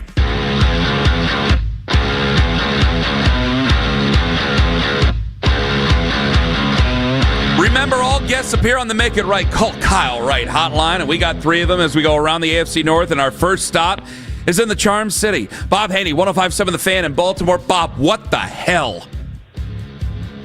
Well, that was a stunning turn of events yesterday, to say the least. As a matter of fact, I just got off the phone with Jerry Coleman, colleague of ours here in the Charm City media.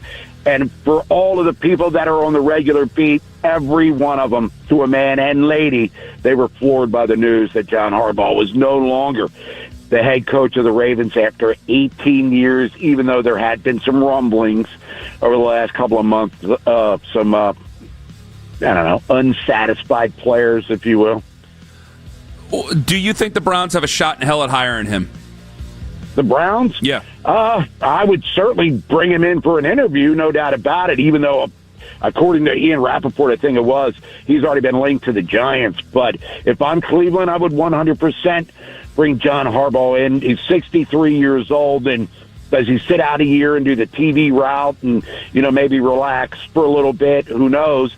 But if I'm him, just like his mentor Andy Reid, when he left Philly, he went right to Kansas City, got right back on the horse, and we saw how that turned out for him. If I'm Harbaugh, if he was 10 years younger, maybe I wait, see what happens. But when you have 7 openings, I mean, you need to jump at one of them, I would think.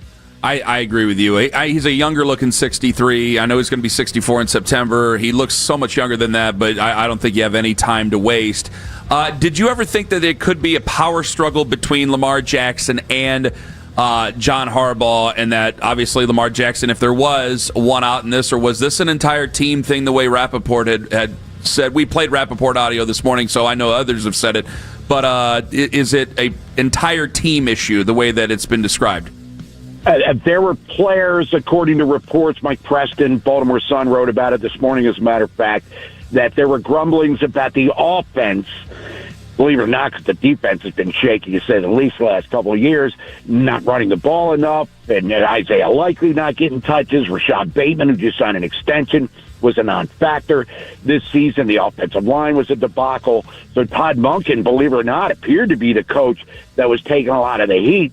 And, John Harbaugh, he hired Monken. He hired Zach Orr, who had no play-calling experience, to run his defense. So, yeah, there have been some rumblings that it wasn't a Lamar unhappy situation per se. Not saying he wasn't, but it was a lot greater than just number 8 here. When the piece came out from the Baltimore Sun kind of detailing some of the behind-the-scenes stuff that we don't typically get with Lamar, I thought at the time, I'm like, is there a chance that Baltimore would actually entertain trading Lamar and using that haul to get younger and to address some of their problems? I mean, they weren't winning in the playoffs with Lamar anyway. Was that sentiment out there from fans at all, or was that crazy? That the fans, most of them, you always have your loud minority. Most fans appreciate the fact that the Ravens are one of the few teams in the NFL that have a franchise quarterback. Now, the playoff success has not been there for sure. Is it solely on Lamar? No. Of course it isn't. I mean, has he played great in the postseason? Not as well as he has during the regular season when he's won 2 most valuable players. But trading Lamar Jackson in an era in which you have quarterbacks literally over 40 playing meaningful games in December, it would make no sense whatsoever. After they get a new coach now, they're going to have to renegotiate his deal because his cap hits for the next 2 years is $75 million or something crazy, which I think will get done. But trading Lamar Jackson would have been a foolish move for sure, because then you're committing to a rebuild, and finding a quarterback, as you guys know, in Cleveland is not exactly the easiest thing to do. Do you believe the Browns made the right decision in letting go of Kevin Stfansky? I mean, I like Stfansky. I don't know him personally by any stretch of the imagination, but I thought he did a hell of a job based on the drama that he had to deal with in regards to his quarterback situation. And from what I understand, he was not about the Deshaun Watson acquisition at all. So I thought he did a hell of a job, but when you win Coach of the Year twice, finish last the other times, I understand that moves need to be made, and I would think Kevin Stfansky would be a nice addition to a coaching staff as an offensive coordinator. Oh, so you wouldn't think he's a good addition as the head coach of the Baltimore Ravens then? Well, I'm thinking we should go more defense. Like I play for the team. I think they need to go for more of a defensive-oriented guy to straighten things out on that side of the ball and bring in a sharp mind to help Lamar take it to yet another level as a player. And we have already seen him at his best. He's the best player in the National Football League. But they need another receiver, offensive line. Derrick Henry's going to be a year older, et cetera, et cetera. Jesse Minter has 5 years experience in the NFL. Is that enough to get people really that excited in Baltimore? He's been kind of the name that everybody's talking about because of his connection here with the Ravens, and he's worked for both Harbaughs, obviously. I don't know if the Chargers' defense has been all that great. I know they've had some injuries, but there's definitely an upside with him, and everyone's pining for Mike McDonald because he was the DC back in 23 when they were the number one seed, lost to KC in the championship game, and that great success in Seattle. So I think the fans, sounds like, would prefer a defensive-minded guy coming in, and Minter would fit that mold, and then, building a pretty credible, if not dynamic, coaching staff. Bob Haney, 105.7 The Fan in Baltimore. He's first in. Next we go to James Rapine, Locked On Bengals, SI in Cincinnati. What on earth does Zach Taylor got to do to get fired down there? Man, oh man. It is wild that Kevin Stefanski beats the Steelers. Then he comes here and he beats Joe Burrow in the Bengals. And he's out and Zach Taylor's still in. Lose this year. I think 2026 is the make or break year. Certainly 2025. Didn't we say that last year? We said that the last 3 years. The thing, well, a lot of people might have said it, but the thing that that threw us off in that the Bengals didn't announce, we thought he was going into his final year of his contract in 26. It shouldn't matter. It didn't matter in Baltimore. It certainly matters in Cincinnati. He's got 2 more years left on his deal. So I do think that was a factor as well in the decision. Here's the other factor, and the factor that matters the most. Joe Burrow is not Lamar Jackson when it comes to his head coach. Like, Lamar was clearly not excited about Harbaugh or whatever that was going to come with Harbaugh staying, offensive coordinator-wise. Joe would have been pissed if they fired Zach Taylor. So that's something that you certainly take into account. A weird guy to want to go to battle with, considering what's happened since they've been to the Super Bowl. James Rapine joining us. I saw one of the most famous season ticket holders of the Bengals, Nick Lachey, did not pull any punches. He said he might be done. It's a slap in the face that they kept Taylor and Tobin. Your thoughts? This has been mentioned to me. I didn't actually see the tweet. I didn't see the thoughts. Don't make me take a shot at Nick Lachey here. I mean, the temperature's obviously been turned up to 98 degrees. Yeah, there we go. Yeah. But I'd rather have Jim Lachey than Nick Lachey.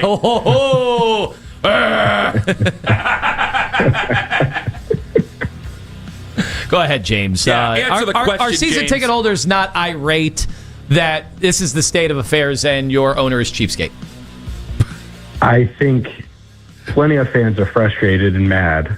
I also think we've known this for a month. So, if Nick had paid attention to anything that anybody said that covered the team, he knew that this was coming.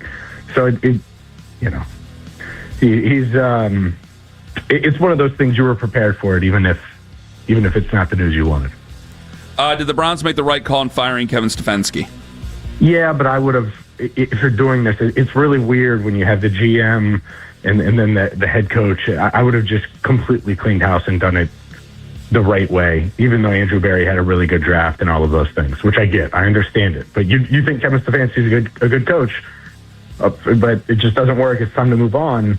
Well, Andrew Berry might not be completely flawed. Clean house, clean slate, start over. That's what I would have done. James Rapine, Locked On Bengals, as my mouse is messed up and I can't James just hung up. He knew where I was going James. with it. He just didn't hung up the phone. Line of questioning. He was not interested and he just hung it right on up. He said, he hell with you. texted me about the Lachey stuff. He's not happy. He didn't like it. I get it. We lost Drew Carey as a fan. They might lose Nick Lachey as a fan. Imagine leaving the Bengals and you still have Joe Burrow as a fan. What are you doing? A terrible fan. I don't understand why Joe Burrow is married to this idea of it's got to be with Zach Taylor. I think he's very loyal to his coaches. I mean, he was that way with Ed Orgeron. Is Pony going to pick up the phone? Well, or they should hire Ed. They should bring in Ed. Won a national championship with him. You think Mike Brown wouldn't do it? Pony's not picking up the damn phone? They're game prepping. Doesn't look like it. They're getting ready for their playoff game. You guys talk. I can't believe listening to some song. I can't believe the Pittsburgh Steelers are in the playoffs. What is he doing? Not answering the phone. Harbaugh is out of a job. What a state of affairs, the AFC North. And, as I said earlier in the show, that Zach Taylor might be the last man standing in this division if Mike Tomlin gets the axe. I'm telling you, Kenny, I know you don't believe this. If Pittsburgh gets blown out, and it's on the table at home against the Houston Texans in the playoffs, if that goes down, I think Mike Tomlin might be out. I wasn't paying attention because I'm just texting it. You could have said anything you wanted to. You could have said the Steelers could have moved. I'm texting Pony. I didn't see I just wrote, hey, And answer the effing phone. And you don't think their fans will clamor for Kirk Cignetti, Pittsburgh's own, if they win the national championship? Mark it down. Just came up with a take. What an ass. It's going to go down. All right. Well, that's the end of the segment, apparently. You vamp, I come up with the takes. All right. Hope it was a good excuse. Ducked us. 537, boys, and this is the loyalty you get out of it. I wouldn't be annoyed. Honestly, I wouldn't have been annoyed had he not been a radio guy. He's a radio guy. I'm extremely annoyed. Well, Breer blew off the afternoon show yesterday because of the news. Breer is an insider and is paid to do those things. That's comfortable nice. and well known and understandable. Is something developing right now in understandable. Pittsburgh? What's developing in Pittsburgh? Would the Steeler fans want Harbaugh? All right. Is that crazy? I said to a caller earlier today, they have way more confidence in their process and think they are much closer than you could ever believe, because I am getting rumblings about some names that you're not going to be very excited about. So they must think they're way closer than you. I'll tell you coming up here in 5 minutes on The Fan. Anthony Lima for QC Kinetics. It is 5.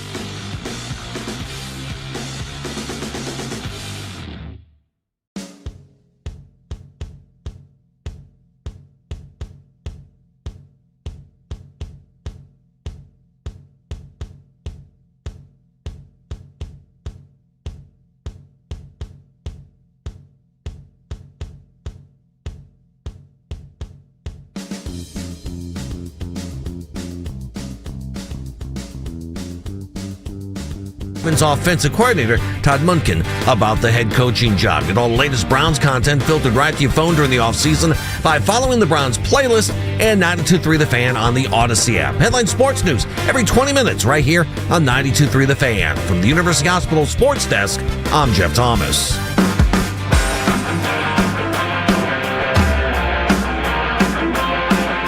Couple of things. Pony got back to me. He said his phone never rang. He was like, well, you want me to call in? I go, no, the moment's over. Moment's over. You messed it up. I'm not blaming Meredith. I'm blaming him. He sounded like he just woke up. Yeah, total farce. Total lie. All right, now I remember that. It's a professional radio show. Yeah. We win awards over here. I don't know what they do over there, but whatever. Also, Mike Garafolo has posted this 2 minutes ago. The Giants had dinner last night with Kevin Stfansky and will meet again today. Mike Garafolo, NFL Network. Meanwhile, they're exploring John Harbaugh and could set up something soon. As Tom Pelissero notes, they've scheduled a meeting with Mike McCarthy, multiple experienced candidates in the mix. Yeah, text to Kevin. He said that the Wagyu at Peter Luger's was better than Hall of Fame beef. No, you couldn't say such a thing. That's. I actually Googled expensive dinner menu items before I told you that joke. So supposedly at Peter Luger's, their key to success is that they don't clean the pans. The pans just stay the same. They've used the same pans for like 50 years. Oh, yeah. That's why my dorm kitchen was so successful in 2004. Lima's bed was so he never changed his sheets. That's true. Yeah. Not lying. Lima's like, it's a nice science project, nice chemistry situation going on. Okay, so here's a picture I pulled up. You want to put the Giants out of the mix if you were Kevin Stefanski right now because of what you're looking at. So Kevin Stefanski is at the airport yesterday, and this has been confirmed. He was spotted. Multiple Eagle Eye sources saw him at the airport, just right there at Gate C. Looks like 24. If it goes in corresponding order there, people said, "Oh, he's got to be going to Newark." Either way, he's just there with his hat on, backpack, and small carry-on. And he is ready to go to apparently that informal job interview, or was it a formal job interview? He's taking a commercial flight? Yes. And you have a problem with this? I just laugh because, you brought up the differences between college interview processes where we monitor the private jets. Yeah, because there's a little bit of a trip here and there, but they don't bring in college guys, at least they haven't in decades, and meet for 8 hours and around town and drive around and all that other stuff. They don't do that. And in the NFL, it's like, okay, let's bring them in and have a great big long day together. Yeah. It's very odd. So do you have any problem with his wardrobe? Because Transportation Secretary Sean Duffy wants people dressed up in suits, and he is not wearing a suit at the airline. He's just not athleisure either. He's wearing jeans, and you're gonna have to put the safety back on. Thank you very much. I don't know. I know what you're referencing with the. I agree. I think people should dress up a little nicer for the airlines. You want them all dressed as Don Draper? I'm zigging a little bit. I think you thought I was going to go in a different direction. Bring back smoking on the flights too, or a smoking section. The Mile High Club. Yeah, a smoking section. Right, you shut the curtain. Like good. An airplane. Yeah. So smoking or non? I know, it's just surprising. Oddly enough, right next to the playground at the Burger King. That's always that way. If you're Kevin Stefanski, first of all, it's got to be. Look, he's handsomely paid. His children and grandchildren are never going to want for anything ever again, unless they make some bad investments. I think I see where you're going. But the annoyance of going, you've just been either fired or you've mutual parted ways, whatever. Did they ever use the term specifically fired? I got to tell you, if I were him, no. But that's what it was. They relieved him of his duties. Okay. I know they've unburdened him from having to be around all this. Yeah. So it's just, you're walking around. How many people did? And if you're on YouTube, you guys have all done this with a celebrity of some sort. Maybe you've done it with Ken Carman, if you see him in the borough. Everybody does this. They put the phone down. They make a funny face while they're all taking their A guy did that grabs. once, and I go, we can take a picture together. Let's just take a picture. That did happen once. But Kevin can't do that because then it's going to be an assembly line of, here you go. Oh, I have to FaceTime. Yeah. Okay, let's FaceTime. Great. Like by that time, you'll never get on the flight. You're right. And people do this at dinner. This is not as bad as dinner because you're not sitting down eating. That's an awkward spot. He's just waiting in line, getting on an airplane with everybody else. There's nothing special about him in that situation. But he can't even look around, because if he looks around and makes eye contact, then it's going to be a conversation. I don't think they should have let you go, because people in real life don't ever think you should be fired. People on the internet, radio shows, call-in lines, they all think you should be fired. There'd be a couple people who would look him dead in the eye and say, you think so? Yeah. Who? Yeah. Who would say that? You looked at Joe Thomas dead in the eye and said you wanted him traded. I did. And he's still your friend. That's true. That also didn't happen. I gotta agree. He didn't get traded. He didn't get traded. The Giants are, but let's say this though. The Giants are one of the premier, because of the family. I mean, the Maras were like one of the originators of the NFL. But because of the family and everything, they are supposed to be one of the premier organizations in the league. And they're supposed to be one of the premier jobs. I think it would matter if one team, if Kevin Stefanski's the bell at the ball, if one team was like, "Hey, we're gonna bring out a private flight for you. Just meet us at the Burke or whatever at whatever Bidwell time." in Arizona goes, "All right, we've got a jet coming right now." It would be something if you meet there and it's like, "Oh, how was your flight?" "Oh, it was great. A bunch of people were taking pictures of me and telling me all these things, and so it's just awesome having to do all that." I had Chatty Cathy talking in one ear the entire way. I had another guy tell me he played offensive line Division III school, and here's what you did wrong with Jedrick Wills. It actually happened in real life for Kevin Stefanski. Are you serious? Oh, everybody, once they get their hooks in, golf round from hell, from what I heard. Why don't you say these when they're going on? There's been 3 things you've brought up in the last 3 days during the Kevin Stefanski era that I've just found out about with everybody else. Everything. Well, if he wants to go to the Giants, I wish him well. Would you have a problem? Would fans have a problem if he ended up with the Ravens? Before I move on to this other point. Well, if you didn't think he was good here, don't you want him to go to a rival? Yeah, but I could still see the same people. There is a group of folks, not everybody, but there is a group of folks who are perpetually upset. And I think almost they're more comfortable being upset. And I do think, in a way, while they wanted Kevin Stefanski fired, they would, if the Ravens signed him, would go, "Oh, God, here we go. Another curse Art Modell," which they say it's a curse. It's just a guy who moved the team. I don't know how Art Modell, who ripped our hearts out, can be the guy who purveys a curse on us. I don't know how that works, but whatever. I think that they would immediately get nervous about that. I liked Kevin. I still like Kevin. I thought that the run had come to its end, and I had that opinion. It was before the Bears game or right after the Bears game. My anger all mixes together. I thought that it was time for a divorce, but if he ends up in Baltimore and he ends up winning in Baltimore, I can look at it and go, well, it wasn't a good situation. Can I? Can I do that, or do we have to do the Baker thing with Kevin? I have to sit here and do you better record everything we're saying, because if he goes into Baltimore some way, somehow, and has success, it's all going to be revisionist history. But, like I said with Baker, was it going to happen here? And that's what I would probably say with Kevin. Was it going to happen here eventually? Things come to their end. But you get accused of running Baker out of town. Are you going to be accused of running Kevin out of town? Not this time. I think enough people, if we would have ran a poll at the end of the year, does he need to go? I think majority of people, now would they forget that they voted that way if Stefanski is hosting a Lombardi Trophy in 2 years with Lamar Jackson? Yeah, obviously they would. Yes, they would. And there's also a lot of people, and there's a third point to this, where you would say, I wanted them both gone, and you kept the wrong one if you were going to keep any of them. I think a lot of people would say that. Which brings me to another thing. This is text time, and Lima wanted me to bring, I'm not going to say the name. You'll hear the name eventually. It's an underwhelming name of somebody who's reached out to a friend about a name. And it's an offensive guy. And when I first heard it, we were in the bowels of the station yesterday, and when it got brought up, I kind of rolled my eyes and went, oh gosh. And even the person talking about the person was rolling their eyes as well. Because they're from the area, they're big Browns fans, they grew up big Browns fans, and they work in football now, and they were asked a cursory type of thing about information about a certain guy. And it's not a big name. Like Mike McCarthy's being kicked around now, and Mary Kay had just tweeted he should be on the Browns' radar too, or could be on the Browns' radar too, talking about Mike McCarthy. It's not Mike McCarthy, obviously. And I thought, if they're going to go that route, because a lot of people are going, you know what we're going to get? We're going to get another one of these quote-unquote yes men. We're going to get another one of these quote-unquote meek guys. And I thought, yeah, why wouldn't we? Why wouldn't we? We're all excited about John Harbaugh. We would love to have John Harbaugh. We would love to have a big name like that, right?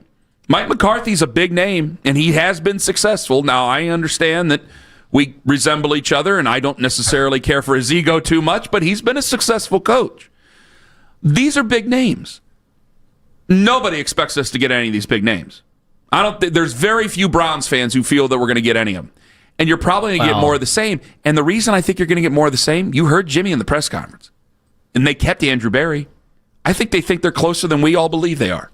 Like Mary Kay, we love her. We're able to make jokes about the second Super Bowl window thing. They believe that. I think they look at this and go, guys, we got a kick-ass defense. We got one of the best defenses in the league. A lot of these guys, you got to get figured out what you're going to do with MJ Emerson. A lot of these guys are figured out. Now, you can't just sit on your hands and do nothing about the defense. You're either growing or you're dying, so you're going to have to add something or continue to add it. It might be sewing MJ Emerson up long term. Maybe that's it.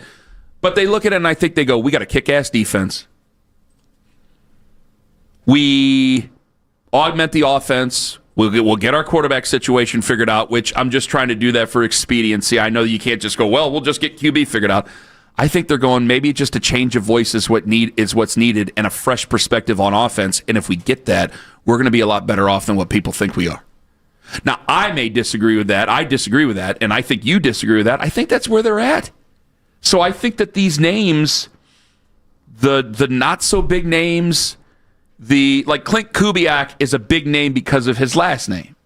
But there's a lot of Seahawks people go, yeah, he's not a real rah-rah guy, not a big fire and brimstone guy. And I'm thinking, yeah, you're probably not going to get a fire and brimstone guy. It may end up being a generic version, a Temu version of Kevin. It's hard to know because, again, it wasn't, Andrew Berry has not spearheaded a search before. When last time that Kevin Stfansky got hired, it was said that JW was a big part of it. And obviously, conferring with Paul DePodesta and Jimmy Haslam. In this case, DePodesta's gone. This is going to be an Andrew Berry thing. We don't know his traits. We all know what we think, right? We all think of Andrew Berry as this highly analytical guy. When he gets in front of the microphone, he's using a lot of terminology.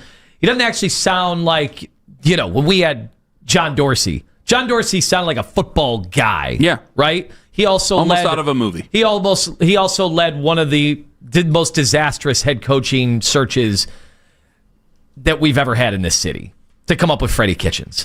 So I'm going to keep an open mind. Let's be honest, it's worse than anything the Haslams have brought out. Freddie was a mess. I'm going to keep an open mind here and not jump to that assumption, but I don't know. I don't know, because if he goes with somebody who has a background, not talking a resume and a pedigree like that, I'm talking a legitimate background, a confident guy that walks in here, has done it before, has been to the playoffs before, Mike McCarthy, that type of guy, it's hard for me to see those two working together, but I'm going to keep an open mind. Andrew and Mike McCarthy? Yeah, or even John Harbaugh. I think that I don't think it would work in terms of getting Mike McCarthy, because he is such a strong-willed individual. Yeah. So I don't know what you're going to see. We talked about power and that being taken away from Kevin Stfansky, or we thought it might have been taken away from Kevin Stfansky at some point over the last 6 years, and there's been ebbs and flows of that. I think Mike McCarthy, you've heard several of his press conferences over umpteen years. You know that man is he's an egotistical football coach, and most are. He's got the ego that afternoon drive accused Kevin Stefanski of having. That's Mike McCarthy. So Mike McCarthy may be the guy who goes, you know what? I can turn Shedeur Sanders into this, that, and the other. I can do that. And that might be exciting to a lot of fans. But when you're in the middle of it, he's going to talk down to you when you're in the middle of this. He's going to talk down to you in press conferences and tell you he knows what's going on. He's accomplished way more than Andrew Berry has. And he's also going to say these things probably to Andrew Berry. And I don't know if that's going to go over too well. So that's going to be an interesting thing. But I do think that they are so much closer than what any of us would ever believe, which is, I think, to a lot of Browns fans, scary. I think that's a scary situation. I mean, you look at this offense, you could need 5 new offensive linemen next year. Zach Zinter came in and played center well. PFF, credit where it's due. They said he played it very, very well. And I didn't think he did too bad of a job. I think a couple times he got bull rushed a little bit, but I think he was trying to get his bearings and having to go in and play center. But I thought Zach Zinter did a pretty decent job. I hope, for the love of God, we can salvage him. And they got some decisions they have to make on the offensive line before we even talk about quarterbacks, because I don't think we're going to be talking much quarterbacks in the draft. So it will be open for these quarterbacks, and then I have a wide receiver situation to get figured out. Isn't that amazing? There's a lot going on here. The difference in winning 2 games at the end of the year, the conversations we're going to have about the draft. You heard Jimmy on Monday. He said they felt they could have won more games this year. And if they could have won more games this year, which they were blown out in 5 games this season. Your special teams did cost you at least 2. If they were winning more games this year, well, that's the difference in staying and losing. Staying and leaving. 7. If they would have won 7 games, I think he'd probably still be here. How many games did special teams cost him this year? I said 2, and that's conservative. You could say 4. I've seen some people even say 5. Who started out as a special teams coach in the NFL? I think they think they're closer than any of you guys would believe. I think they're still a couple years away. I got to figure out. I'm in a experimental mode with Shedeur and any of the other quarterbacks. I really don't have a lot of faith in. I'm in experimental mode with Shedeur. I think that they think they're a lot closer than any of us would believe. I was talking about John Harbaugh, by the way, special teams coach. Has John Harbaugh ever said that, well, the back end of the roster, there's only so much you can do? My guess is he just coached them as he got them. I would imagine, too. 216-474-0092. I want to get to some of you guys on this, and we haven't even got a chance to do it yet. Too much monkin', not enough monkin'. K&K Heating and Cooling.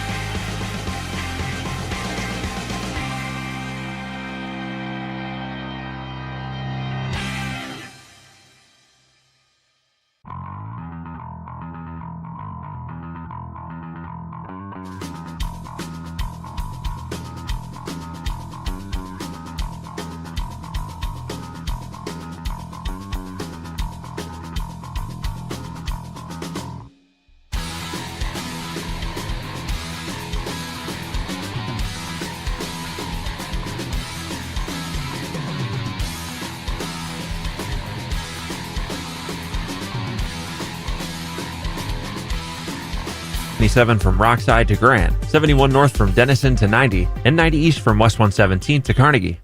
This is Joe Checkeye for 92.3 The Fan. Every playoff game through Super Bowl Sunday, the radio home of the NFL in Cleveland. We are Sports Radio 92.3 The Fan.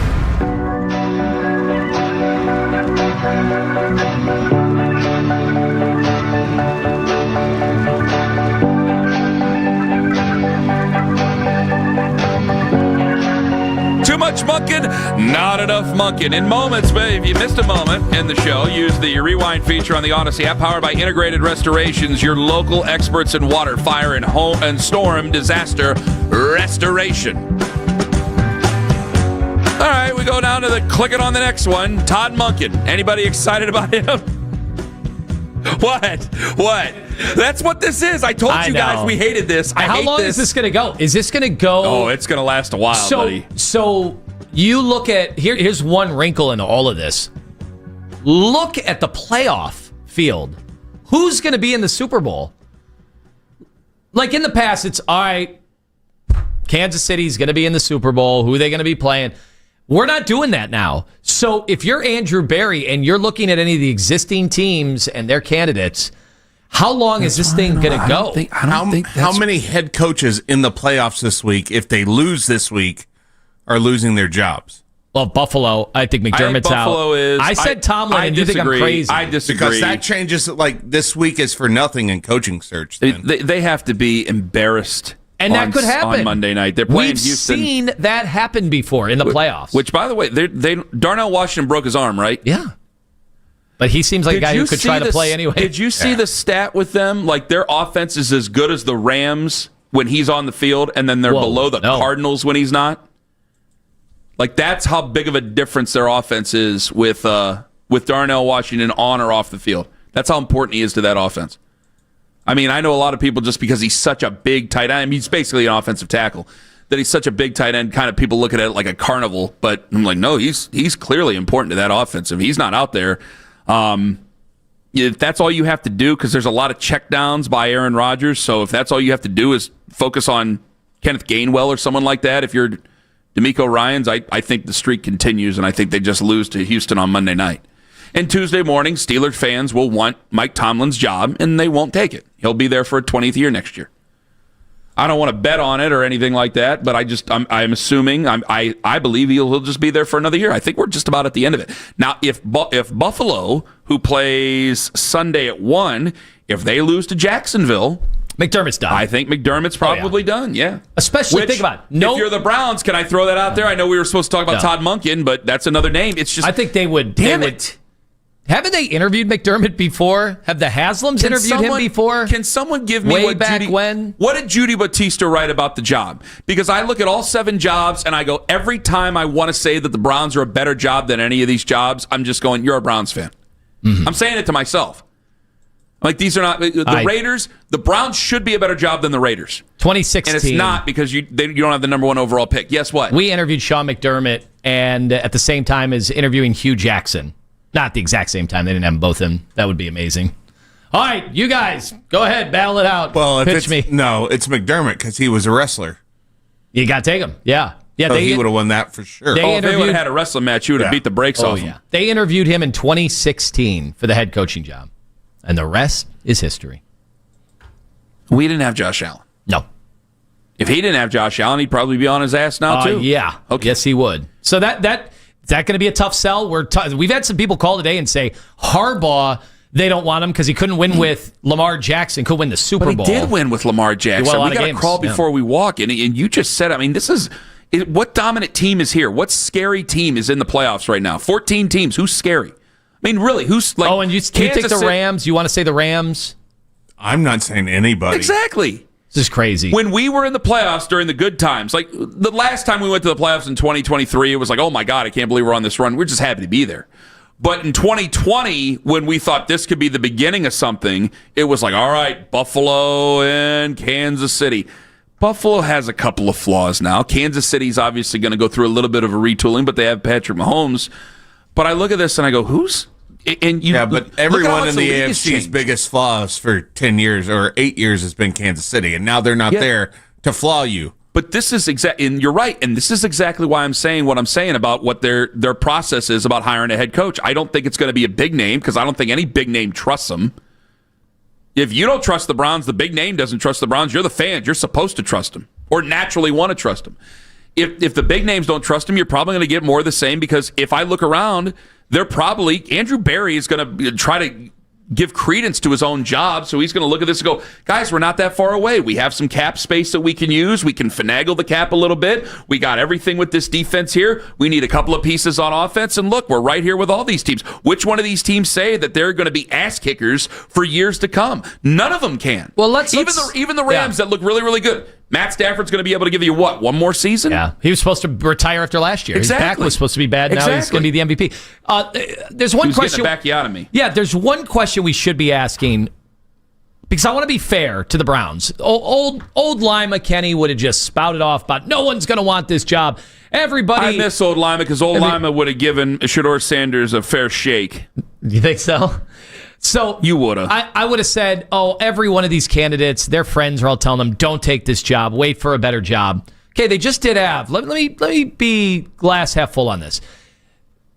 They just had one of the best draft classes, if not the best draft classes in the NFL. That is a fact. That's me saying this. Mm-hmm. Andrew Berry put together his best class. First time Andrew Berry's had a first-round pick in how long? Now he has how many? He has 2. They have the best They have the best unit of any of the job openings right now. They have the best unit of the 7 openings. Who's got a better unit? Their defense is better than Baltimore's offense. So can I interest you in Myles Garrett, who just had maybe the single best defensive pass rusher season in NFL history, at least modern day history. And their defense is really good around all that. And now I have all these draft picks that are going to be able to help retool this team, hopefully in short order. You knock another draft out of the park, boom, now we're not messing around. Plus money. We're going to be able to pay whatever. But there's no limitation to what the Haslam's might want to pay. But I'm just trying to sell you're putting best foot forward. Okay, but do you believe that they're going to be contenders next year? Because even if they took like CeCe Maui-Noah, the offensive lineman out of Miami, who should be a help for you, he's still a rookie. How much can you really... Few rookies come in at that position. Great rookies play. It's very rare rookies come in unless they're a quarterback. A rookie comes in. How was Petonio and changes all your thought. He was really good. He got hurt. Yeah, I think he got hurt year 2. How was Joe Thomas year 1? He was also Joe between Thomas was great year 1. Joe Thomas and Alex Mack. But how many guys are really plug and play now? So you're going to have to probably go through some growing pains there with that young man. Mitchell Schwartz was fine year 1, wasn't he? Yeah. All right. Pretty good. Wait a minute. Was he I not think that he's good? Pretty good early. Yeah, but he was United Skates of America at one point. I forgot about that. There you go. So one of those years he wasn't that great. And then by the time he ended up leaving, he was good. 216-474-0092. Yeah, and you guys are going to think that sounds arrogant. You guys are going to think that sounds ridiculous. And guys, it does. I agree with you. But I think that they think that way because they're looking around the league. They're seeing a lot of teams in the same boat they are with quarterbacks. Broncos fans, I don't think that they're 100% sold on Bo Nix. I think Seahawks fans, they love that defense. They love that football team. There's a lot to love about that team. But I think that they are waiting for the other shoe to drop about Sam Darnold. We'll see more coming up here in a couple of weeks. But look around the league. Panthers are in the playoffs. They're not sold on Bryce Young. Matt Stafford, how much longer is he going to be? We fight every single day about Jalen Hurts. The 49ers, the Brock Purdy argument, the Mac Jones argument. The Bears, Caleb Williams looks like he's pretty good. We'll see how that continues to go. The Packers, there's people talking if they lose that it could be LaFleur who ends up going. And I'm just going through the NFC on that one. You look at the other side. Yes, Josh Allen's good, so you got to deal with him. Drake May looks good. Everything else, do you trust Trevor Lawrence that much already again? Chargers are there. Justin Herbert looks good. I think that they look around this league and think that they're a lot closer than what their fans think they are. That's why they held that. That had to be the reason that they held on to Andrew Berry. I mean, what did Jimmy say? He couldn't really give us a good reason, but Jimmy was, after all the nice things he said about Kevin as a person, whatever, he's just like, didn't win enough games. And that was despite the fact he knew the Watson thing hamstrung the entire organization. But that's why I think they're probably going to go right back to that well and take an offensive guy. They think that they got their defense figured out. They might just go right back to that well, or they might go, you know what, we got a great thing going with Jim Schwartz. Myles Garrett loves Jim Schwartz. And I think a lot of fans, if it ain't John Harbaugh, if it ain't one of the big names that are out there. Say McDermott gets canned, I think a lot of fans would want McDermott. If Tomlin got canned, I think a lot of people want him. If it weren't one of those names, I think a lot of fans would go, this is as close to, as I'm going to get to trusting them this year if they signed Jim Schwartz as their head coach. I would think that a lot of fans would go, okay, let's go with him. If you want to keep Tommy Reeves as the coordinator or whatever, I think that they would be more open to that of the realistic scenarios that the Browns have. Because if we're going for names, I don't think that Brian Flores is going to be very interested in this job. I hate to say it. I think the only big name that people care about or that people know that would be interested in this job is probably Jim Schwartz. Tom Munkin's a known name. People had many problems with Tom Munkin in 2019, notably Freddie Kitchens. Is there any chance Jim Schwartz is irritated that they're already interviewing other defensive minds? Are they interviewing other defensive minds for his replacement when he becomes the head coach? I honestly, I don't know. I have no idea. There's nobody to elevate? Because you can make Adden Dirty the assistant head coach / defensive coordinator and make that a bump, and then he comes over. They could also do that in Seattle. They could give him a big raise. Yeah. But if he wanted to come here, you could give him a big raise, and he would come here. 216-474-0092. Speaking of names, John Harbaugh. Does it have to be him, or are you starting to get a little bit like, what has he really done lately? Ken Carman, Anthony Lima. I know this show feels about going and getting them. Can any of you talk us out of it? We're live on the Fan. Exosomes. You've heard me talk about.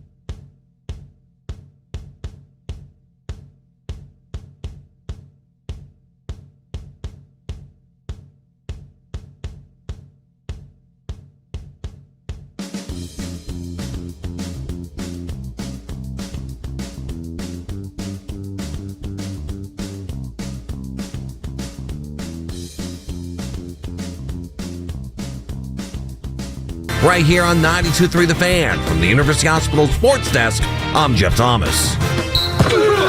The radio home of the NFL in Cleveland. This penalty's declined. We are Sports Radio 92.3 The Fan.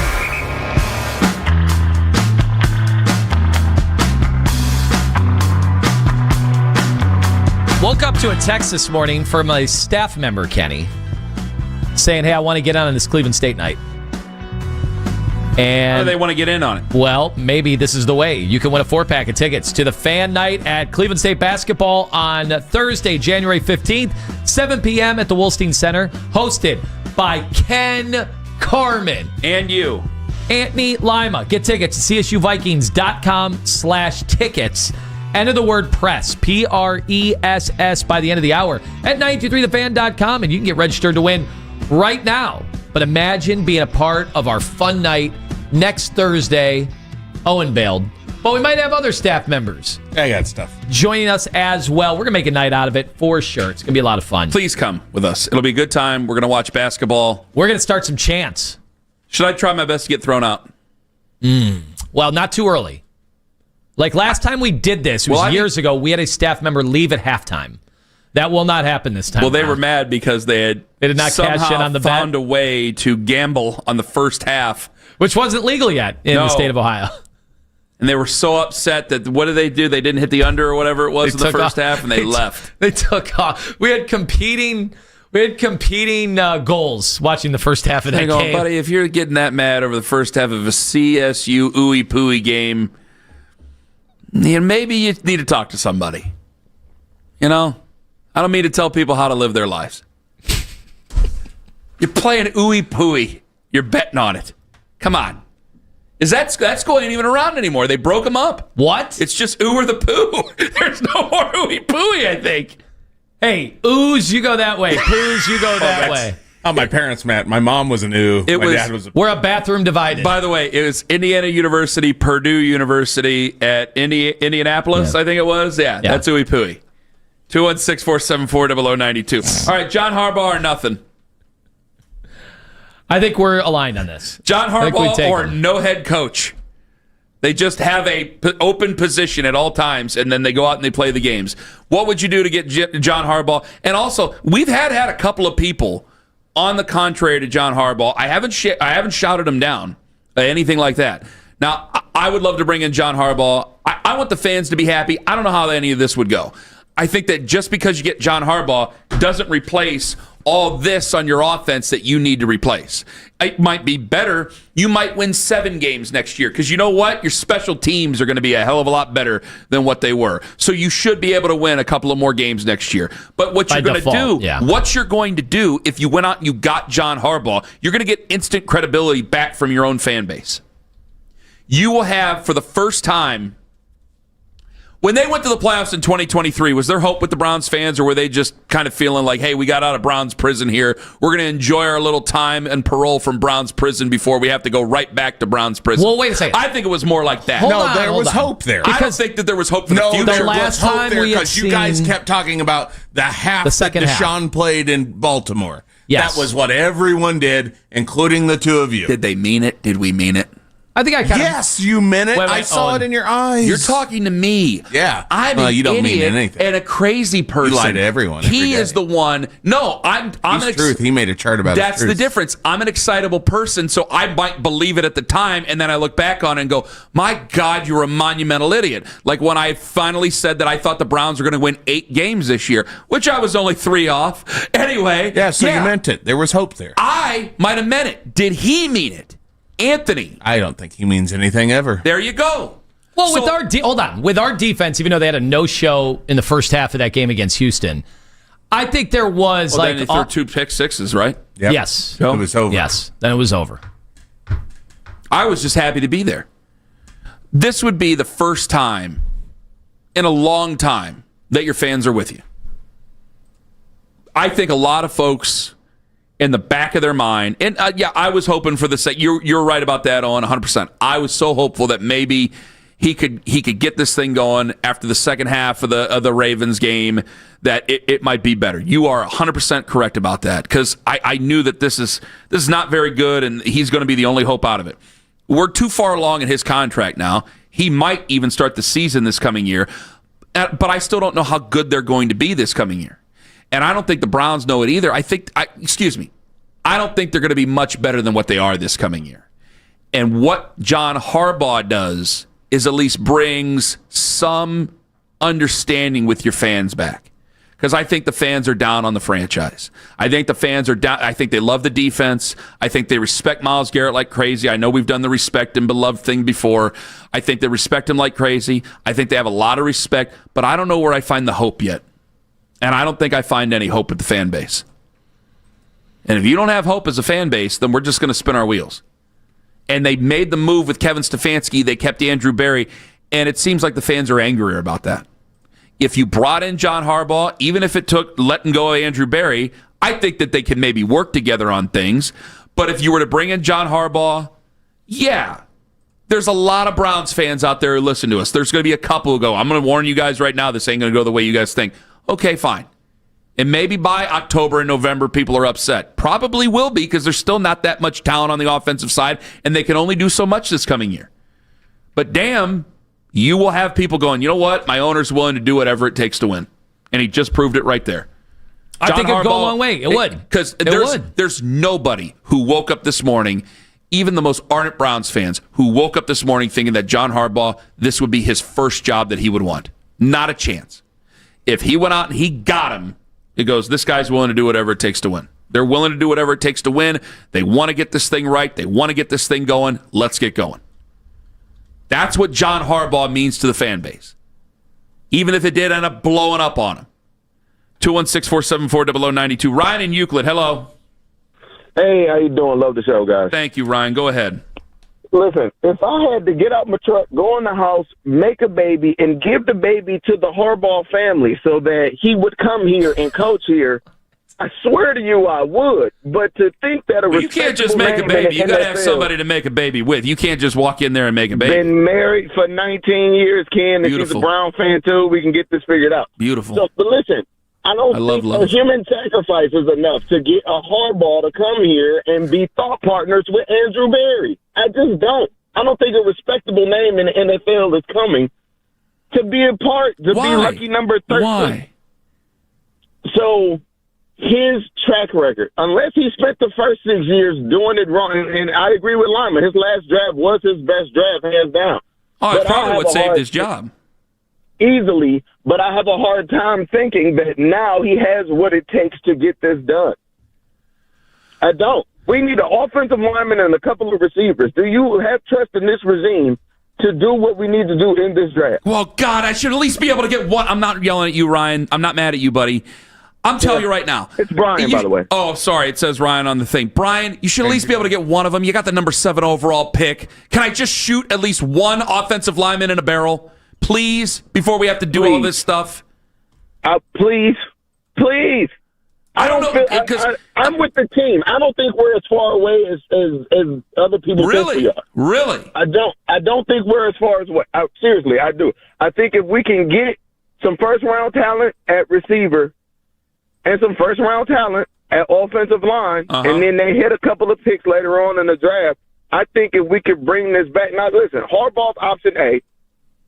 Schwartz is option B. If those two don't work out, we're going to get another wiry first-time head coach. Wiry? Yeah, you are. Who was option A and B again? Can I write it down, Brian? Harbaugh. Okay. Option A. Schwartz. So Morton Schwartz is option B. Thank you very much, Brian. I appreciate the call, and congratulations on the 19 years, and enjoy the sex.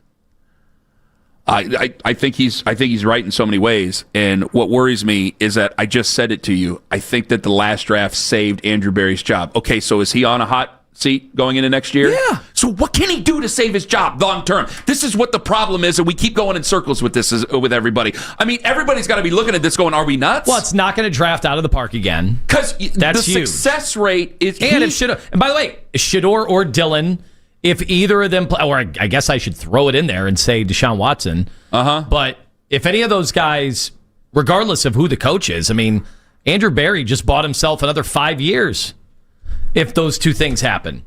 If what? If he knocks a draft out of the park again 2 straight years, And they have the draft capital to do it. And but what can these guys do? They get even average quarterback play. Like, obviously, this year was bottom of the barrel from all three starters. If they get even average quarterback play out of Shedeur, Dylan, and, of course, Deshaun, if any of that happens, he just bought himself at least 3 years. Say, you're right about that. Say Shedeur, then say Deshaun, then say Dylan. That's how that goes. Yeah. Okay, you're right about that. But my issue is that, again, they're rookies. You had great rookie play this year. What could it really get you? You know, the Jets didn't draft bad over the last couple of years. They really didn't. They made terrible moves at quarterback, and that's what cost guys jobs.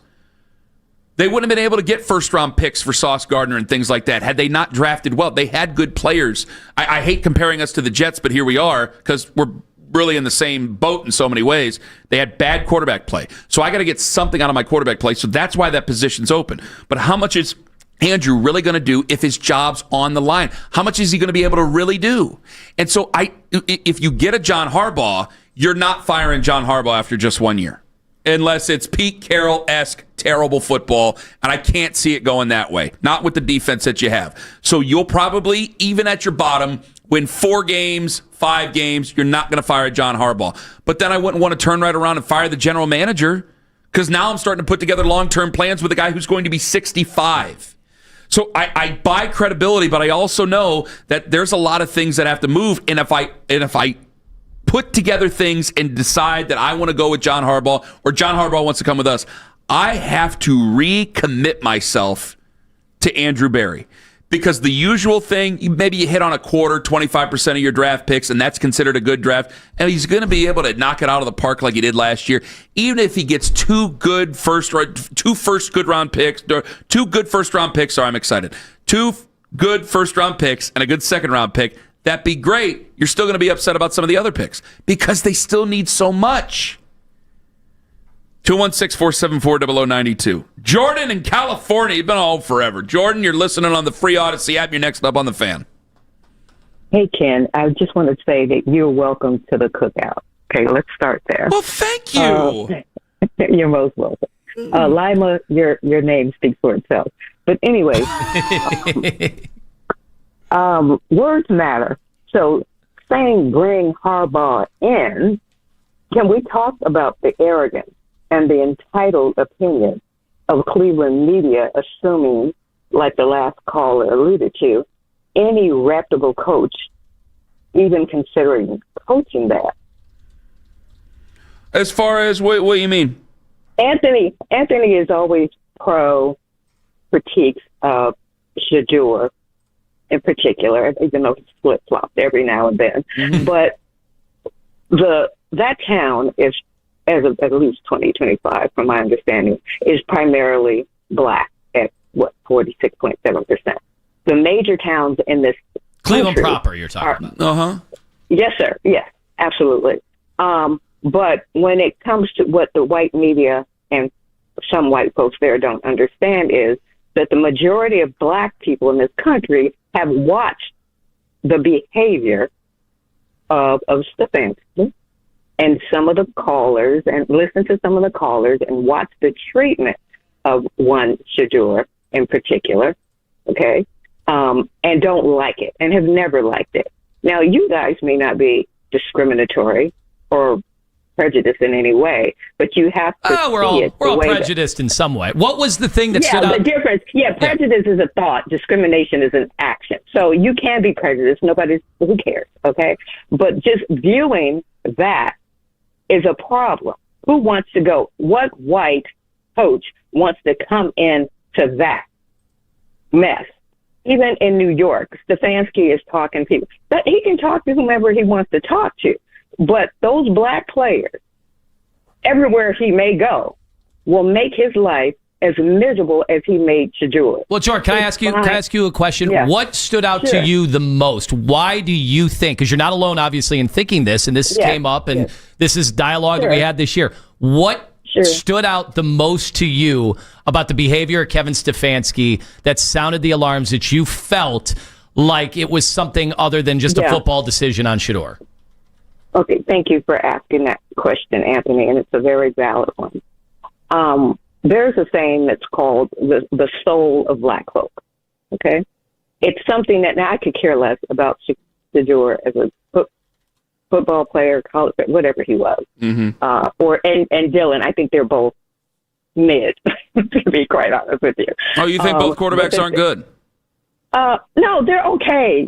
Don't get me wrong. No, they're okay. I was just asking. Go ahead. I don't know. Yeah, I don't dislike either one. But I don't have this big old Shedeur thing, but I'm stressing. I'll answer Anthony's question in just a second. I'm not, picking on either one. Let's put it that way. Okay. Neither one of them stands out except for marketing and charisma on Shedeur's part. I come from a marketing background. Marketing has everything to do with everything. Okay. So let's just start with that. Dylan is not marketable. He's not likable. He's horrible on television. He has to go. Okay. Even if he played a little bit better, you're still not digestible. Shedeur clearly sells a lot of jerseys, and there's a lot of people who enjoy it. Yeah. I'll send that.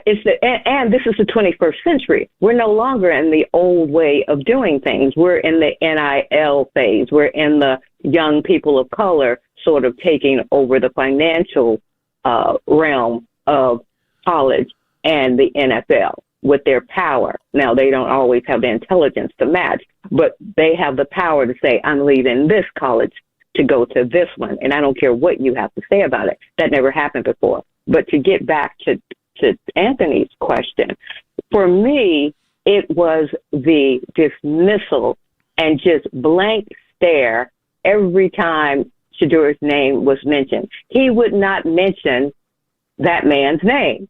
You can't even say, you know what, Dylan is my priority right now. Shedeur is a 5th round pick. He's just not, Shedeur is not my priority.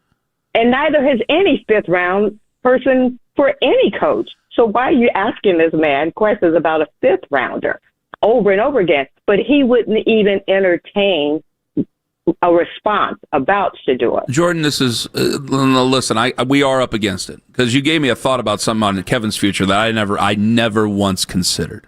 I want to address that on the other side. Thank you very much for holding, and thank you very much for the call. 216-474-0092. I didn't even realize that about Kevin's future. Can I share that with you after the break? Absolutely. Okay, I appreciate the call. That's something that he's going to have to address himself. I know that we're moving on. We're moving to other coaches because I don't consider it. I mean, I don't think that it has to be a prerequisite that they have to work with Shedeur. But I still insist, because of the situation they're in their quarterback room, whoever they interview for the head coaching job has to be willing to say, I can get him from this position to as good as I think he can be. And then it's up to the Browns to believe how good he thinks he can be. Whether or not that's just a passable starting quarterback or a Super Bowl champion. If they just want to believe that he's a Super Bowl champion, then this is going to go in a bad place. A real bad place, real quick. 216-474-0092.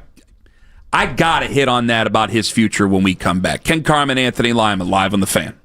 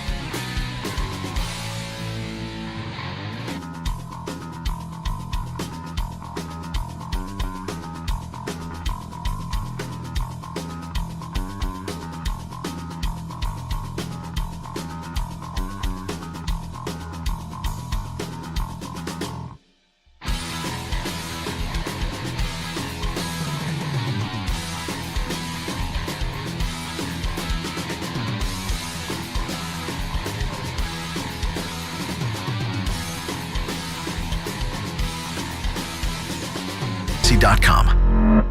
This is what Breaking Browns news sounds like. First of all, ownership takes full responsibility for where we are. To win 8 games in 2 years is horrible. It's totally unacceptable, okay? And it's not going to continue, okay? And I want the fans to know we are as frustrated as you are. We are Sports Radio 92.3 The Fan.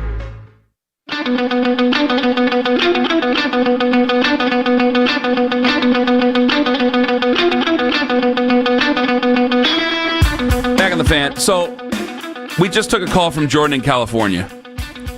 And immediately there were a lot. I just checked social media. It's a mixed bag on social media. There are a lot of people, get her off the air, get her off the air. I go, no, hold on. Because there is something here that we always want to say, when you do this, you always want to say you have an answer for just about everything. And then you rush to answers, you rush to problems. I didn't want to cut her off because I'll tell you this. 1, she was very nice. 2, I know Kevin. The show knows Kevin. Anthony and I know him. Kevin is not racist. Kevin is not that way. I can say that all day long. 100% I know it. And there is a lot of people who look and go, why doesn't he want to say this? He doesn't want to deal with any of it. Everything there. This is the problem with not putting your general manager out there halfway through the year, because you force him to answer questions that really he should not have to answer as the head coach of the football team. That was my problem with that, Anthony, during the year. And so you are forced to answer questions that you don't want to answer because your team's going nowhere. You have an immensely popular quarterback, no matter what round the guy was drafted, even if he wasn't drafted. You have an immensely popular quarterback sitting there. People want to know when the hell he's going to play. They want to know. Regardless of how hard he works, how good he does, whatever, he's a popular guy. There is something here to this, though, is that how hard as I try, there's a perspective that I just won't have to see, or I won't be able to see, and I have to listen to. Because I could say, Kevin's not racist, Kevin's not racist, Kevin's not a bad guy, Kevin is not a person who feels that way. I know that, I know it in my heart. I can say it all day. Doesn't matter. I don't share that perspective. Because that's something that she just brought up, like, there's going to be players, whether it be with the Giants, Falcons, whoever. There's going to be players in there. They saw these things. They see a little bit of that. We were talking distraction yesterday with Jason. I don't think that Shador caused the distraction. I stand by that. But now when Kevin takes over at a different place, guys do try to pay attention to other teams, look at other teams. And so that's something that he'll have to address, whether it's fair or not. Whether he was just trying to avoid any controversy or he wasn't. I don't think Kevin does everything he can in any press conference to give you absolutely nothing to avoid any controversy whatsoever. Maybe this is... But that might have been... I have to say, that caller, Jordan, was calling from where? California? California. And we have a lot of new listeners and a lot of new viewers on YouTube that are from all around the country because of Shador, right? And we've thanked them. They don't like a lot of what I have to say, but we do thank them for paying attention and contributing. We take their calls.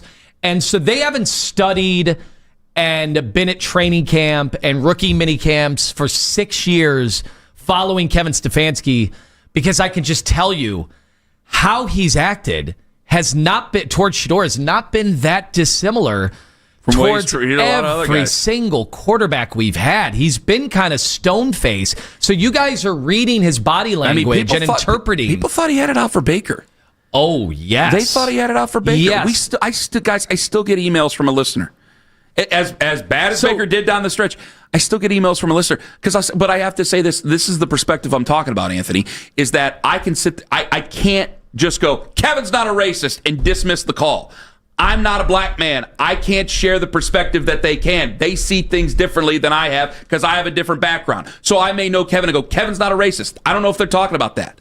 It's a perception that he's going to have to answer to no matter where he goes. I'd like to check it because somebody said, well, Shelby Harris seemed to be a pretty big fan of Stfansky out the door. And I'm sure that's like everybody. Everybody has the players that they had that liked them, didn't like them. I'm sure we're going to hear stuff about Harbaugh because the early reports are, he lost the locker room. And I bet you today, today, we're going to have a whole bunch of players in Baltimore going, what are you talking about? We loved of all ages and races. Okay? So I don't want to dispute that. My thing about Shedeur, which I'm so fascinated by, and I love this conversation. I saw on social media a lot of you don't like this conversation at all because as a society, we're so divided and we walk on eggshells around big topics. And this is sports. You guys didn't tune in today to have a big race dialogue. I understand that. The thing that's interesting to me about Shedeur is we've had such a breakthrough when it comes to at least I thought, the race conversation with quarterbacks in the NFL. Because for many years, why didn't we have mobile quarterbacks in the NFL? Because it was thought that those mobile quarterbacks, who most of them did happen to be African-American, could not cut it. And we had coded language. Well, you and I have never denied what's happened in the past. They couldn't read defenses. That was always the coded language. And I laugh at that now because we have so many guys that have been... C.J. Stroud, has anybody ever said he can't read a defense? No. Right? And we had last year, we had Caleb Williams taken ahead of Drake May. We had, but who's shown all the gifts this year? He has been able to read defenses. He has been able to do this and do that. And so I'm so fascinated why with Shedeur, the race thing is being brought up as a disqualifier for him with all the teams in the NFL, that's why he fell so far, and that the allegations are that people think he's dumb, can't read a defense, and these are different things. I laugh because Patrick Mahomes said his whole first year he couldn't read a defense. Well, it's because he's dumb. Does anybody think Patrick Mahomes is dumb? No. These are different things, and how you process all of that in the line of fire in an NFL game, that is not an aptitude of your intellectual capability. It's just people process defenses at vastly different rates. John Elway famously lined up behind the wrong guy coming out of college as, the number one overall pick. Right behind the guard. And yes, there were people that called him dumb. Go watch the Elway documentary. And this is a Stanford grad. So we have these conversations, and I guess the one disconnect I'm having, and I continue to have, why has Shedeur become the poster child of race and quarterback play? I listened to Bomani Jones when he talked about, we have these questions about privileged quarterbacks, guys with privilege and not privilege, and look at Shedeur's background compared to a lot of the other guys that have struggled in many different ways coming from their background. How did Shedeur become the one that we have the conversation about race? I think what Jordan is saying in so many ways is that I can't answer that, and neither can you. Again, I'm asking. I can't. It's a perspective. Enlighten me. It's a perspective. So it's a way that he is seen. And while I know in my heart of hearts he's not a bad guy, because that's bad, he's not a bad guy. Not at all. And I've heard some of the things that people have levied at you, and I know that you're not a racist or a bad person, which was the same thing. Oh, you thought I was a bad person before? No. Old Lima. No, you know what? I never thought Old Lima was a bad guy. Morally? Bad person. Like a morally bad person? No, I think he's got good morals, actually. For the most, he might make what? He doesn't kick an old lady down the steps. All made our mistakes. He doesn't kick an old woman down the steps. All right, here we go. Power rank him: Old Lima, New Lima, Future Lima. Yeah, go. About what? Morals? Oh, which ones I like the most? It's gonna look Old bad Lima's number one. It's gonna look bad when I get arrested in 10 years. Old Lima number one. Well, what do you got on your phone over there that I want to be careful about? Because this is all going to be played Sunday. It's more charts. I mean, he put out another chart. Old Lima is number one. Current Lima is number two. I do not want to meet Future Lima, because I think Future Lima lives on my couch. Good point. I know plenty of guys who... No, I'm not going to say that. Depending how far in the future, it might just be Liz's couch because you'll have passed on. Boy, do I want that after I die. Lima becomes... You can live in the train room. Can I tell you, I have thought about that so many times. I'm like, what is it? Because I've always known I'm going to die years before Liz dies. Her grandfather died. Her grandma lived till she's 90, 94. Her mom's still alive and kicking and doing great things at 73. I imagine Liv's going to live a long time past me. And I go, am I comfortable? Because I think I'm comfortable enough to say, I don't want to get remarried. What am I going to do in heaven by myself? What am I going to do in heaven by myself? I've committed this whole life. What am I going to do up there, Tone? The question is, do you have to lay out not an application process or anything like that, but does that have to be communicated beforehand while you're still here on Earth? Here's what happens. When I'm gone, this is what I believe to be permissible, but we can have a dialogue about it. I'm also very nervous about the type of man, if I say I have my heart attack and that's it, right here on the air, I'm very nervous about the type of man. And I have let it be known, because I'm a crazy person, to very close friends and family members of ours to be very picky about the type of man.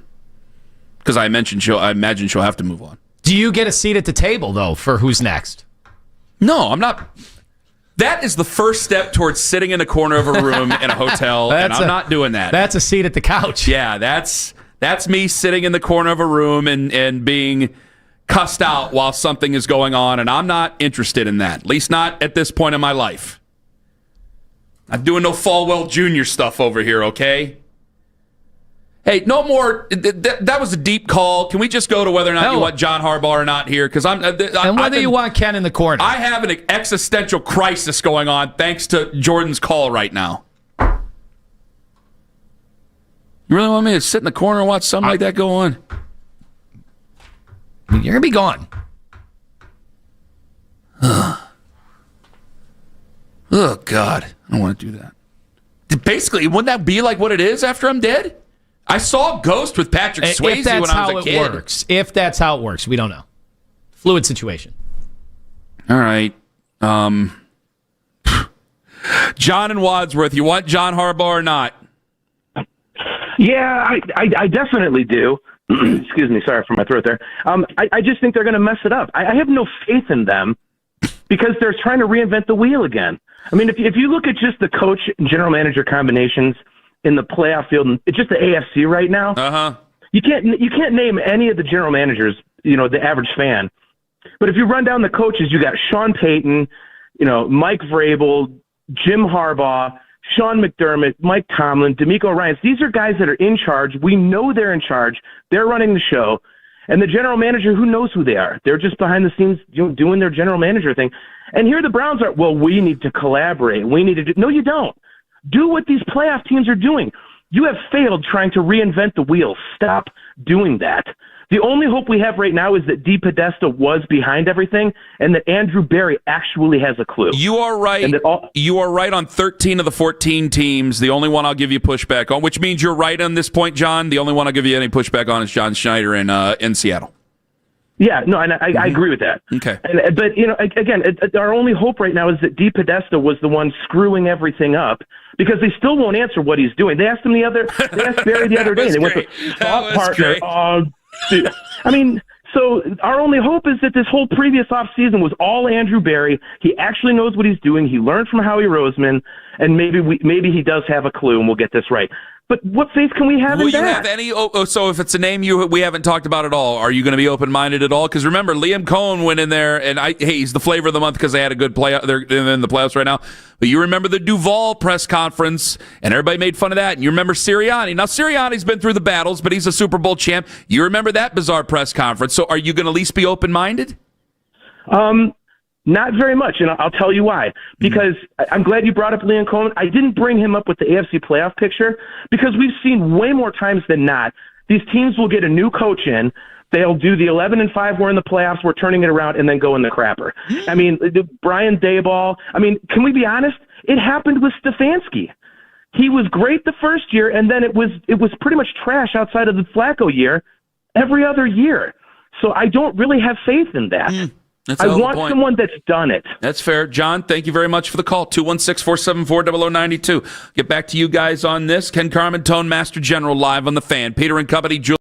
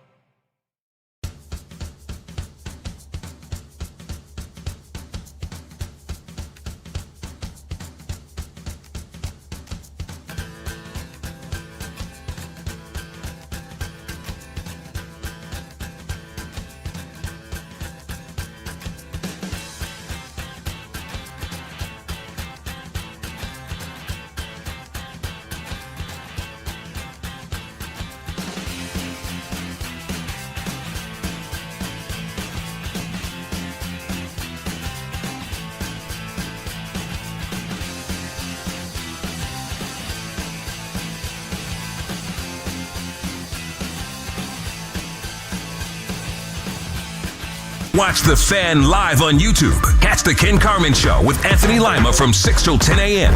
Baskin and Phelps 10 a.m. till 2 p.m. And Afternoon Drive with Nick Wilson and Jonathan Peterlin from 2 to 7 p.m. Each and every weekday. It's free. Subscribe to 92.3 The Fan on YouTube.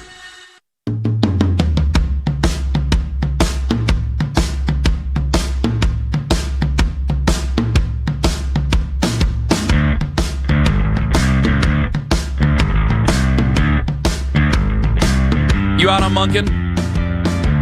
It's never in on Monken. Can I give you guys a big name that I'm out on? You guys, this is going to be unpopular. Okay. I find John Gruden very entertaining. I'm not on a John Gruden train. I'm sorry. I don't believe you. Official me stance. I think he'd be very entertaining. No.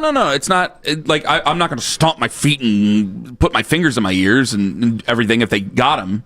If he actually was considered or signed by the Browns, I think we'd have a lot of entertainment and a lot of fun in a short amount of time that wouldn't be very successful. I think he's a media personality now.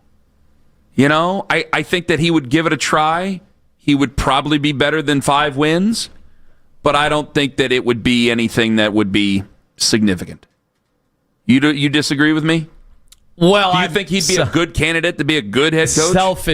Selfishly, I'm just thinking about how entertaining the shows would be with Gruden. We had some pretty entertaining shows with Kevin Stfansky, and he looked at us like an Easter Island statue. Not based on his press conferences.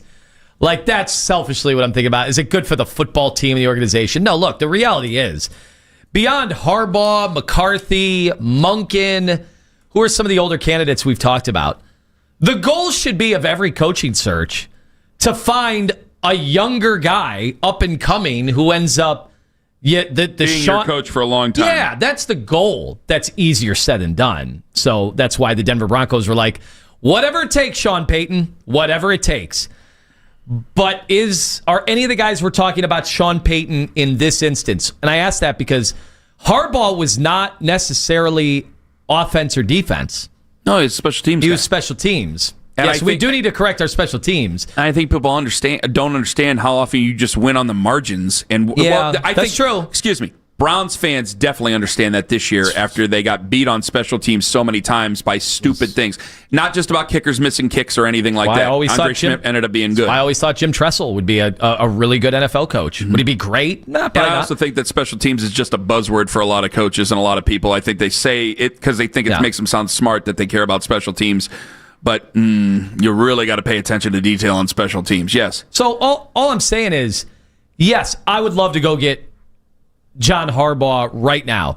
But optimally, what's the best strategy or what's but unfortunately it's a big mystery is, going after the guy probably no one's heard of because that was Sean McVay. Yeah, people in football circles might have started to hear his name. Well, as a football fan, I had heard of Sean McVay. Most hadn't. I mean, let's be honest. The average fan, whatever version, who's the Sean McVay this time around? Who's the... Tommy Rees. Well, he played quarterback at Notre Dame, so I don't know how unknown he is.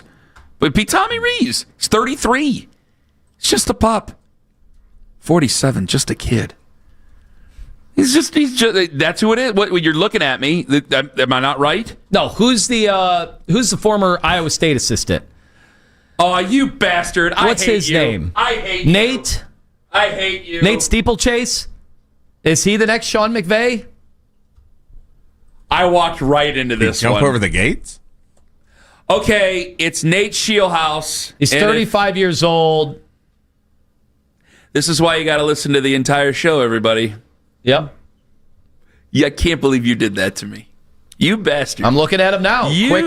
Quick riser. Was it Iowa State? Who hired him? The Rams. Offensive assistant and passing game specialist. What is he now? Pass game coordinator.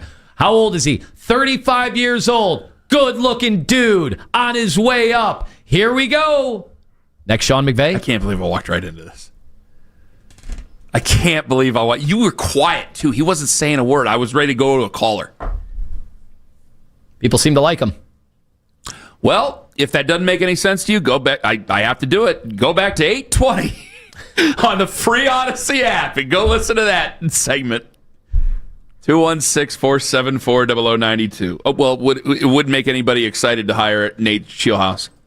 Now you got me wanting to say steeplechase. No matter who they hire, people are going to mess up the guy's name and make fun of him, isn't it? Okay. Let me get to... What's his accent sound like? Nate Shieldhouse's? Yeah. I'm not sure. I don't remember hearing him talk that much. He's from Kansas City? Probably sounds like an all-American boy. Michael and Hinckley, hello. Yeah, good morning, guys. Thanks for taking my call. Glad to have you. I'm going to give you two scenarios. Number one, why I think Harbaugh should consider the Browns.